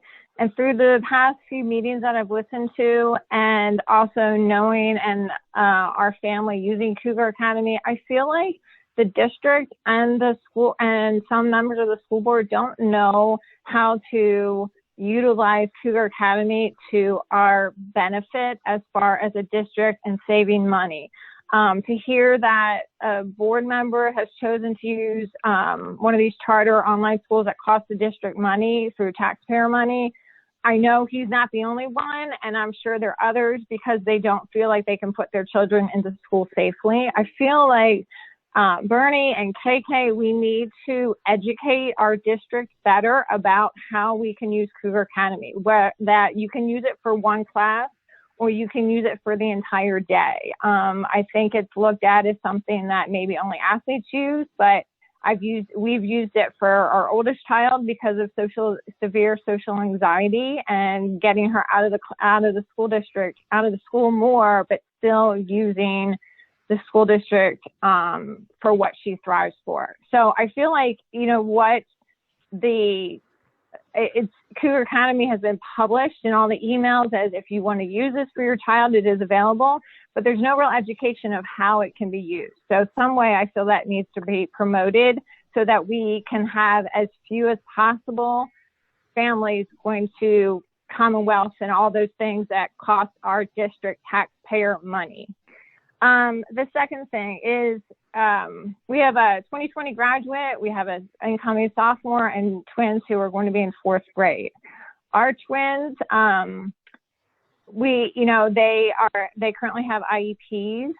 When I was filling out all the surveys from Dr. Kepler about do we want to put them into school, the answer is yes. And it's not just because I feel like it's the safest means of education, but through these 6 months of being off of school and isolated, there's been social regression. One of our twins is on the autistic spectrum, and her socialization skills have gone down. So it's a matter of in-person education is the best for the overall child. And that's how we feel. Not everyone feels that way. That's how we feel. So that's why, yes, I want them in the classroom. If classroom education cannot occur, then I have the ability to homeschool them full-time myself, and we're lucky in that capacity. But I think when everyone is talking about the mental health and the science and the safety of everything, you have to look at the child as a whole, and the physical child, the mental child, and the education that they are going to get. Two questions that I have, and then one more comment that I have. My first question is, I don't think I heard whether the plan of, all the art and music are going to come into the elementary classroom. What about our students who go to a learning support classroom? Will they still go there for that subject, or will that change? My second concern is more, yes? No, keep going. Somebody's not on mute. Okay. My second concern is more the high school, middle school age range. And I know there have been fights in the community over wearing face masks. Whether, they feel they shouldn't wear face masks, whether they feel like they should. There have been fights at, our daughter works at the hotel pool. There have been fights at the pool over face masks. My concern is, I hope that doesn't happen. I know there's a big concern about bullying with face masks. They're not wearing face masks.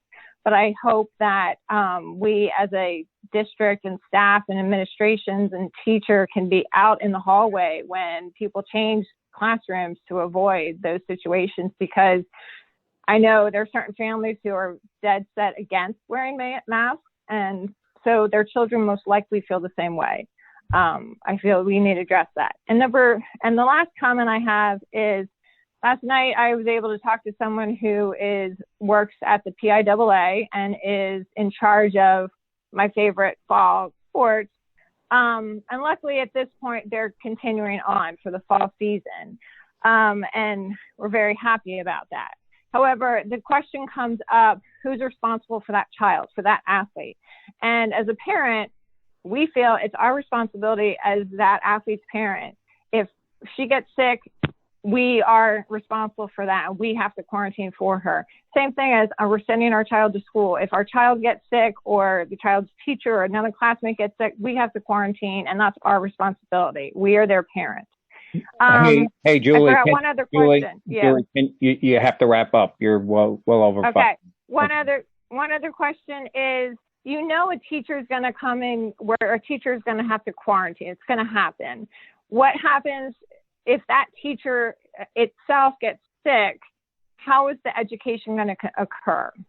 Is it, is a substitute going to be in charge of that? Okay, thanks, Julie. You got that, Bernie? I've got them. Okay. Ready? Yep. In terms of Cougar Academy and education and communication to our stakeholders, from day one in our first survey, Dr. Knudsen and her colleagues have been reaching out to families. Anybody that submitted, reaching out to those folks who there was any inkling of going to a cyber school, or they've been reaching out to those families and pulling many of them back into Cougar Academy or talking about our virtual option. Another thing we're doing, IU-wide, we're partnering. Many of the districts in the IU are looking to split the cost for an advertising campaign, where we're looking at a website that links back to all of our individual online schools, if you will, billboards, redirecting families and communities that our public schools offer online options as well. So we know that the need there to help show what we can do. I think item 2, I wrote the note here, outreach. Trying to figure out what that note was with that question. So maybe we can come back to that one if somebody can help me. In terms of education, if a teacher is ill, we're working with our Teachers Association. We're working through HR, federal laws that, ideally, I'm a believer in that if a teacher has to quarantine but can deliver instruction, they're healthy, I want them teaching from home if that's what has to occur. But I just have to make sure that we're okay legally under all federal laws, state regulations, what have you, can contract to make that happen. If I have to hire a substitute to be in the classroom, which I'd have to do anyways, it's not an increased cost, but I have a substitute if they can be found in a classroom and our teacher delivering instruction. That's my goal. Question about learning support. We intend to deliver that. Our learning support services will be provided. So if a student goes to a learning support teacher, we're still looking to provide those services. In terms of fights in hallways over masks, again, that's a pretty typical pattern. We always encourage teachers to try to get to their doorways and hallways to help monitor. Sometimes that gets tough because they're working with a student that has a question right at the end of class, but in large part trying to be visible. I think it's going to be critical so that we don't have congregating. 3 teenage boys, I see a lot of teenagers, and by habit, they congregate. So we're going to have to help keep them moving in the hallways to get to class, and talk as they walk in a socially distanced manner. But visibility is going to be critical there. So can anybody? Dr. Kepler, if I may, just speaking to everyone here, I don't think it should be a surprise to anybody that I'm going to do what's best for my daughter. And consultation with, my family and her, we decided to go with the Commonwealth Charter Academy. So if you want to try to shame me for that, go ahead. But any father's going to do what's best for his child. I also am going to do what's best as a school board member for, supporting everything we can with the district. But, I just think it's wrong to try to shame me for doing what's best for my daughter. Dr. Kepler, I believe Mrs. Balistetti was just talking about thinking of the whole child, the physical, mental, and education of the child when we're coming back to school. I think that was the one piece that was just a comment that she had made. Yeah, we have to make it as close to what we're accustomed to as possible. We need to have fun and learn at the same time. Can I comment also about the parents, the questions about Cougar Academy and things like that? Dr. Knutson and I have talked about, and possibly as early as next week, to provide an evening webinar for families to really, if you're interested, to sit and listen to all the different options that the district's going to provide and really specifically spell out what each one is going to do so that you have as much information as you need to make that decision for your own child as to whether, full online at home will work, whether your child comes part days or whether you choose Cougar Academy for all days or one course. But Dr. Knutson and I, that will be coming out as early as tomorrow or Saturday for us to share an evening that if you're interested in tuning in, we will be giving that specific information. Okay. Thank you, Dr. Spagnuolo. We'll move on to, next on my list is Elise Moser. So, hold on, you jumped on me here. Elise, can you say hi? Yes, thank you. Okay, the floor is yours. Okay, so I want to just make a couple comments and have a couple questions. The first comment is the fact that we know that the virus has greatest numbers in people because once you get infected, it replicates inside of you. So you have the greatest numbers like 5 days prior to usually getting infected. So usually anywhere from 2 to 14 days after exposure, right? You're already spreading this around. And so I'm thinking of this in terms of the AB schedule. So if we consider that most people probably that get this are, you don't know you're sick. So it's not really if you're sick, stay home. It's if you've been in contact with anybody, that you know of, stay home first. Okay, everything else is kind of secondary to that. So with that said, I think it's really important for all of us to think about whenever we see somebody, we should assume that they are sick, right? They could be infected. So with that said, if we look to the CDC guidelines about cleaning, then you need to, if there's an area that is infected, you need to wait 24 hours before you clean that area. And this is going to be important for infection control, but then also for the person that is cleaning, because they could potentially become ill. All right, whether that be a teacher or whether that be custodial services. So I think it might be important to think about the idea if the hybrid schedule is going to be something to consider would be an every other day thing. So you have, you need to have a day in which there's no people in the classroom for cleaning to occur. So I would like that to please be considered. Secondly, I heard, to the extent possible, we're going to do this, and I understand, where the difficulty that you have, or to the extent feasible, we'll do this and this. So my problem, I guess I'm struggling with, is, how do we trust as parents, or how will we know, how will we be informed whether the to extent possible is occurring or not? Because again, I think it's wonderful that you're providing choices to parents, but I can't make a choice if I don't know if to the extent possible is being followed. And if my hands are tied, whether I could pull my kid out or not, that's an issue to me. So I would like to be able to make a choice, but I need to be able to make an educated choice. Number 3, there's an issue with possible aerosolization of this virus. Recently, scientists have published information about that. So I have a question about, you can answer this at the end, I guess, but what are the rates of air return in our buildings? Are we turning off hand dryers in bathrooms and opening windows when it is, of course, safe and possible? I think lastly, something I'm really thinking about is I like the idea of sort of easing into this. So I heard about September 14th, the plan will be evaluated. So my question is, what is the specific metric that will be used, and what will this decision be based on? Will it be on the number of case counts in our community, in our schools, or is this coming from somewhere up above where you would take recommendations from the governor?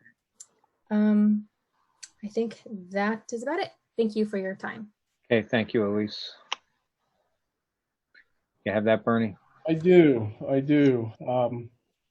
I wrote the note to review your question about the day. You know, we have seen other school districts where there is a day where everybody is in a remote setting.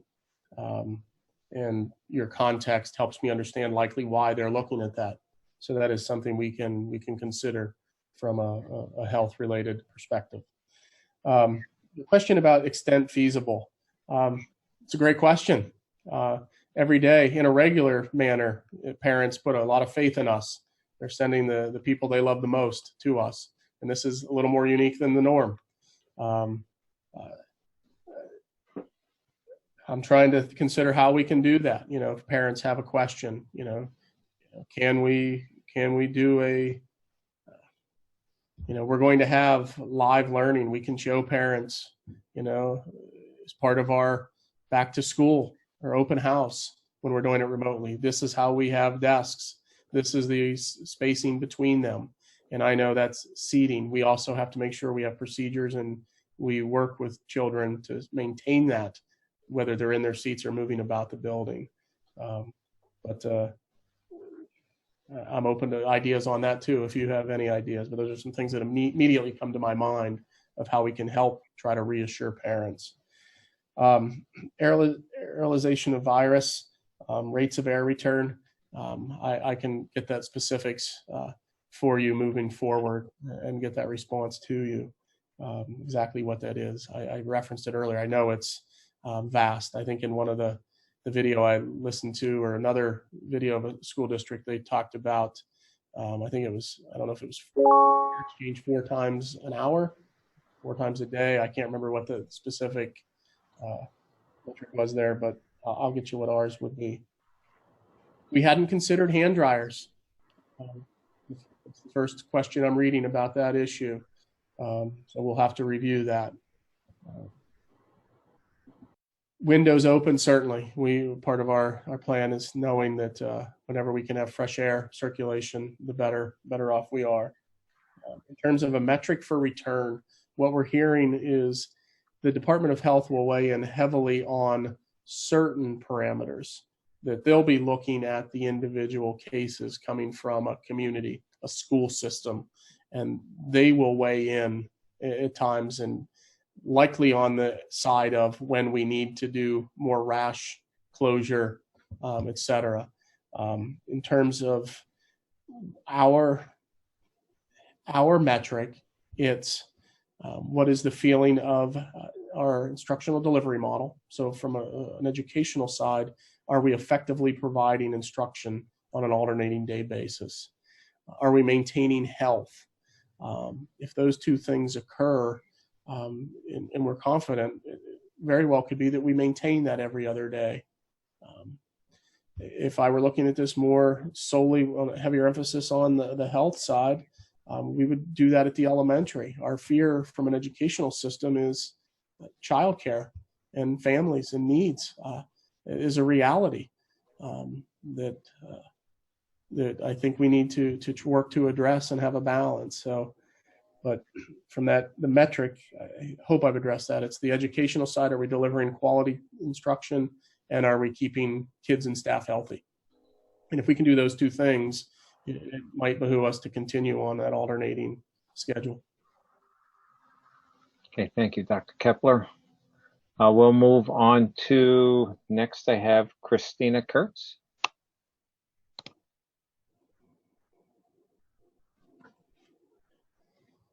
Okay, Christina, can you say hi? Hi.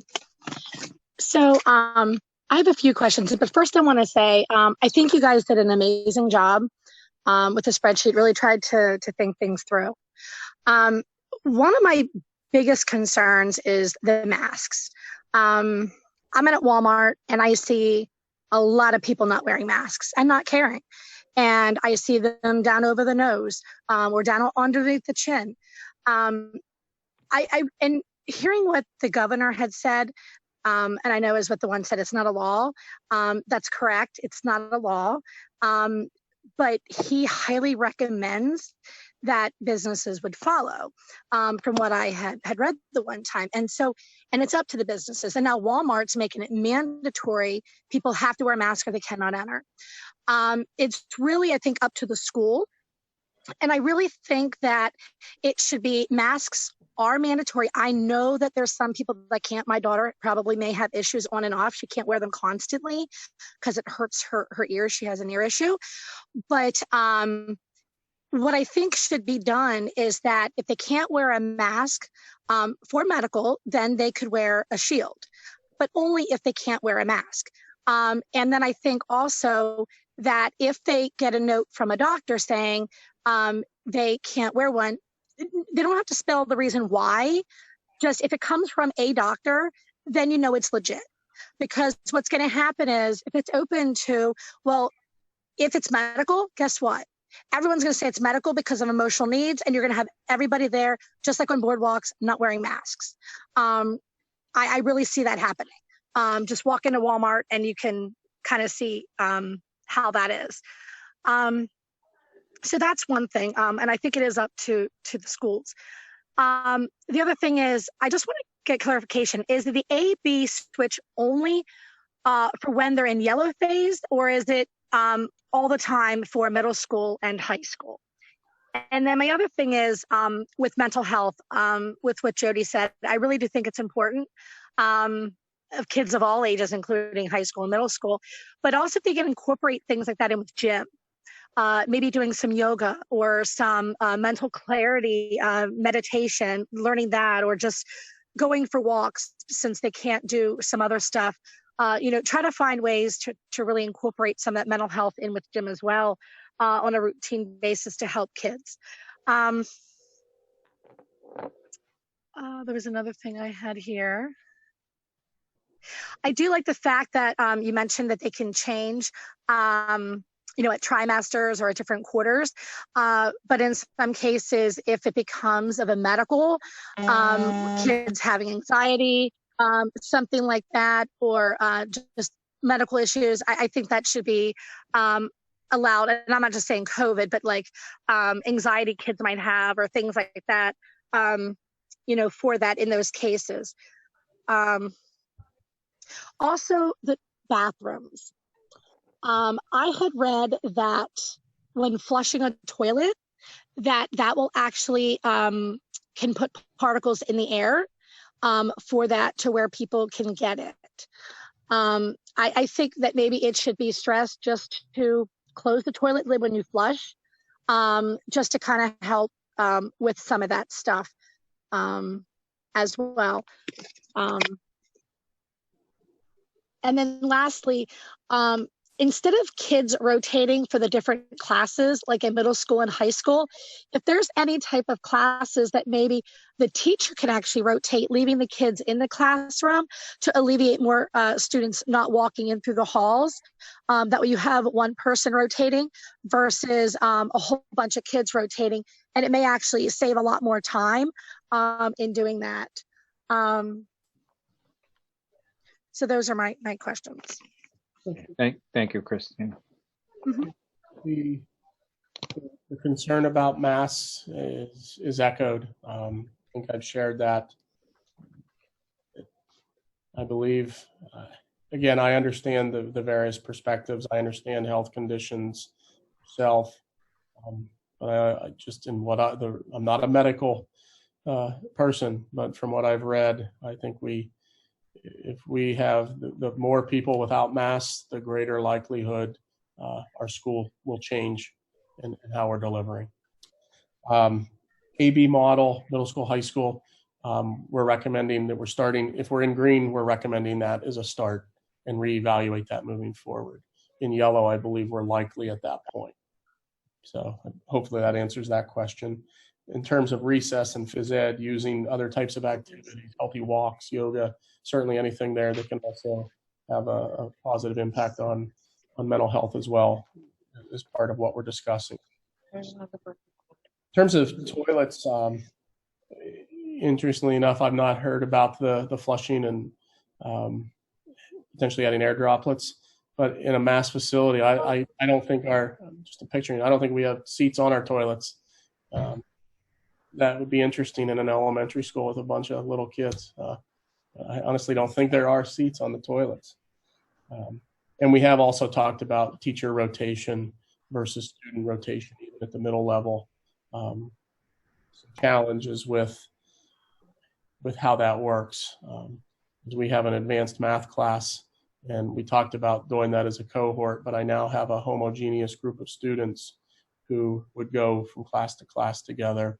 It flies in the face of instructional models, particularly middle level philosophy. So we're weighing those two, that cost benefit analysis. So, thank you. Okay, next I have Candace Hurley. Candace, can you say hi? Hi, I'm here. Okay, floor is yours. All right. Trying to start the video. Okay, good evening again. So first, just to echo what some of the other people have said, I can see all of the work, the hard work that's been put into the plan. It's pretty comprehensive and yet still flexible. So thank you for all of that, Dr. Kepler and team. The questions that I have are really not questions, but they're more just for to take back to your team as you guys are discussing, because you know, I know that all of this is changing. You even said that you received some other additional guidance today. The first thing, it was mentioned, and then I think Ms. Kurtz just mentioned it again, but about parents allowing to change their mind right now on the calendar that you suggested, which I think was great. I mean, that's great foresight to add those days in the September 18th for a decision point. Is it possible to add in a possible decision point for parents to provide feedback?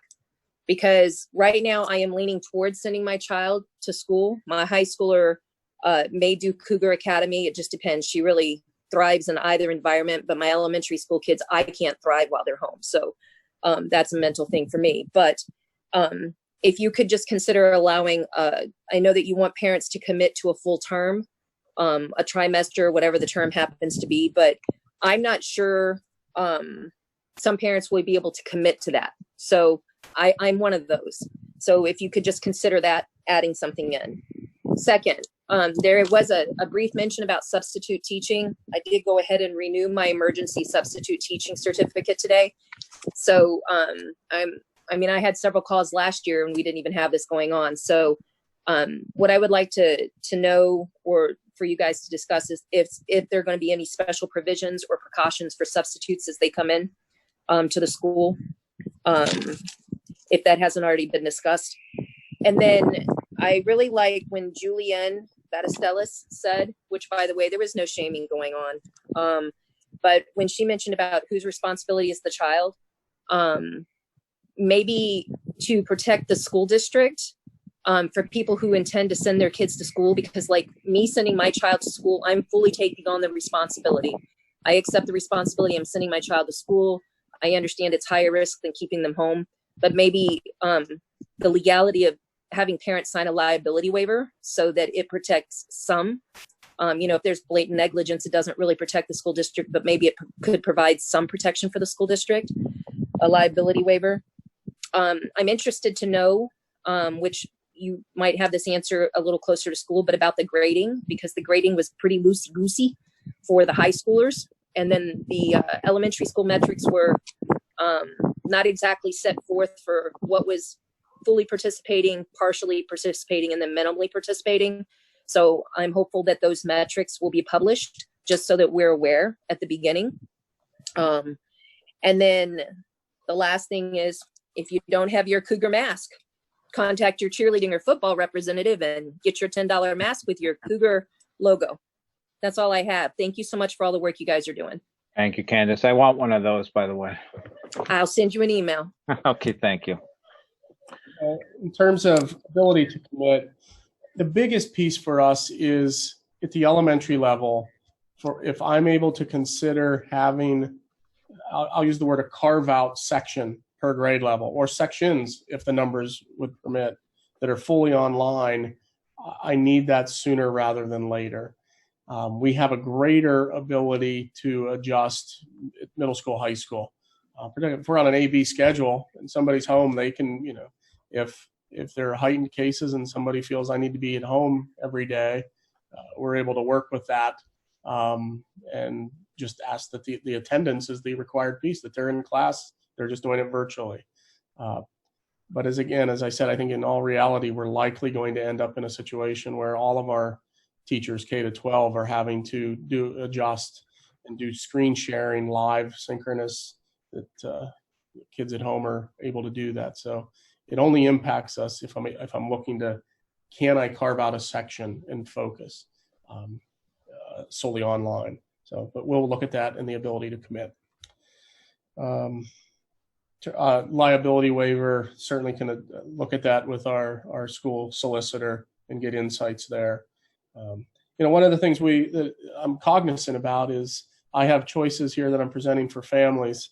My staff doesn't have a choice to do their job. That we're asking support staff, teaching staff, administrators to do their job and put themselves into a situation, and we respect that and understand that. With grading, our intent is agreed. We made a move in last spring where high school grading ramped up because it's 4 credit courses, and we needed kids to work to earn credit. And when we did make that change to grading, there was a lot more work getting done. That's for sure. We intend to same with attendance, grading, and schoolwork being, we're looking to try to hold to the same level of grading K to 12. As ultimately grading is to communicate achievement, and we need to communicate to families where their children are at within their grade or course. Substitutes and precautions, same. I think, if we're health screening and temperature checks, we'll have to do that here. We'll have to work with our substitutes to answer the other questions, help them understand and respect. We're looking at all hands on deck and using some people in different ways as needed too, staff, et cetera. So we know bringing subs. Sorry, Dr. Kepler, if you have a moment. Sure. A parent had reached out to me and said, what about maybe having a mask-free classroom for those students who can't wear the mask for the medical reason or whatnot? But I mean, part of me wants to say that that's not going to work because of they're not all going to be in the same level and whatnot. I just want your thoughts on that. My first thought, Mr. Ludwig, was my teacher. How do I determine the teacher to go into that classroom unless I had a volunteer? Plus, I also have the guideline from the Department of Health that I have to adhere to. So even if it's medical, it's one thing, but I'm just thinking hard pressed to do that.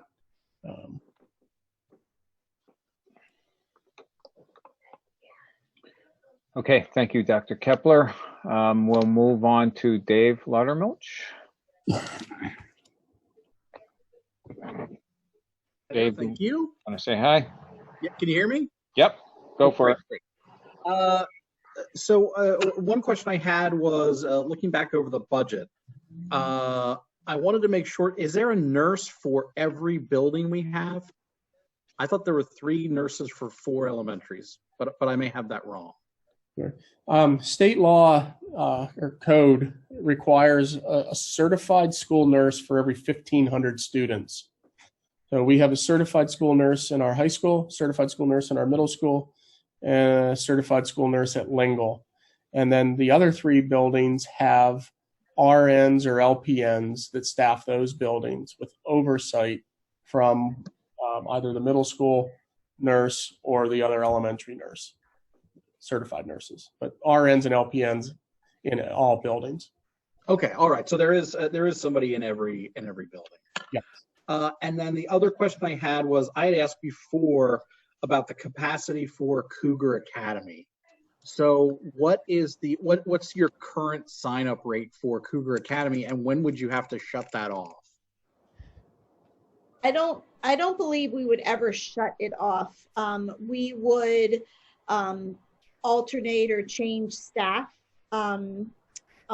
expectations or where staff are currently working, but our Cougar Academy, we would staff it for as many needs as we have. Some of our Cougar Academy courses are done by teachers outside using Keystone Connections. So some of the courses are not specifically our teachers anyway, but there would not be a shut off for Cougar Academy. Oh, good. So you have the ability to flex up if there would be maybe 400 students, for an example. Which is why Dr. Kepler had mentioned about the importance of getting feedback from families of where they're looking, because yes, while we would make it work, if there's 4,000 students in the district and there's 10 administrators, it's not going to happen overnight. Right. For the changes and things like that. So that's why we need time to work and get it figured out. Okay, great. I think the webinar is a great idea. I would maybe suggest 2 webinars for people who couldn't make the one. Maybe one during the day and one at night. We would probably record it and then put it on the website so people could watch it at any point as well. There wouldn't be the live question and answer, but we would record it just to give it to more people. But that's a great suggestion. Thank you. Okay, great. Thank you. This is, I think, agonizing for every parent and every teacher. So I appreciate all the hard work that has gone into this program. I think there's a lot to like about it. But like, everybody said, we still have 6 weeks to go. I mean, this could be out in 10 days. So I appreciate you sticking with it and, keeping the public informed. I think a lot of people get questions in this kind of forum. I mean, again, this is another 3.5-hour meeting or 4-hour meeting tonight. So I appreciate everybody's time and work that's going into it. I would say the only thing, I think we don't want to, from a community standpoint, we don't want to lose our community identity and begin to hack away at each other. This is going to be very difficult for everybody to work through. Choices that my family's making will be different than choices that another family's making. And I think we all have to accept that and learn that, people are doing what they think is best for their own particular family and their own particular kids. And I sympathize with that. And I think if we can just all keep that at top of mind, we can probably get through this, pretty well.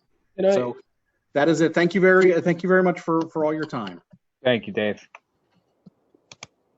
You gonna say something, Bernie? I was just going to say, I think Mr. Loudermilk started to mention, thanking us for this forum. And I just, and it's not a secret that there's been some challenges with board, with community, et cetera. And I just want to echo that, and this board does something that many school districts, I almost want to say most school districts, do not. And most school districts do not entertain dialogue during public comment. They give 5 minutes, the citizen speaks, they say thank you, and they move on. It's challenging for this format, but I just applaud it. I think it's helpful. I hope our community understands and appreciates our board's willingness to allow this dialogue to take place within that 5-minute time frame. So thank you. Okay, so there are 2 more people that have their hands raised, but you missed the cutoff. So for Franco and David, I apologize. We will have a special board meeting on the 27th. You're more than welcome to register to speak in visitor comments, or you can contact your building principal or the district office if you have any particular questions. Okay. So with that, I do know, speaking of the 27th, we don't have all board members that will be able to make it. So is anybody have any kind of issue with the plan to date, with possible some adjustments being made before the 27th? As I mentioned before, Mr. Connell, I applaud our efforts. I think it's a sound plan, and I'm ready to move forward. Get the kids back to school. Okay.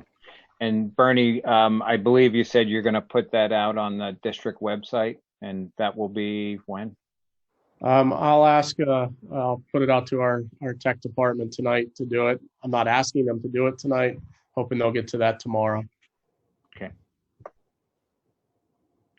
Okay, with that, then we'll end our staffing and administration open session. We'll move into our staffing and administration closed session. If everybody says 10 minutes is okay, we'll meet back in the closed session Zoom meeting at, what is it? Let's say 10:06. Okay? Thank you. Good.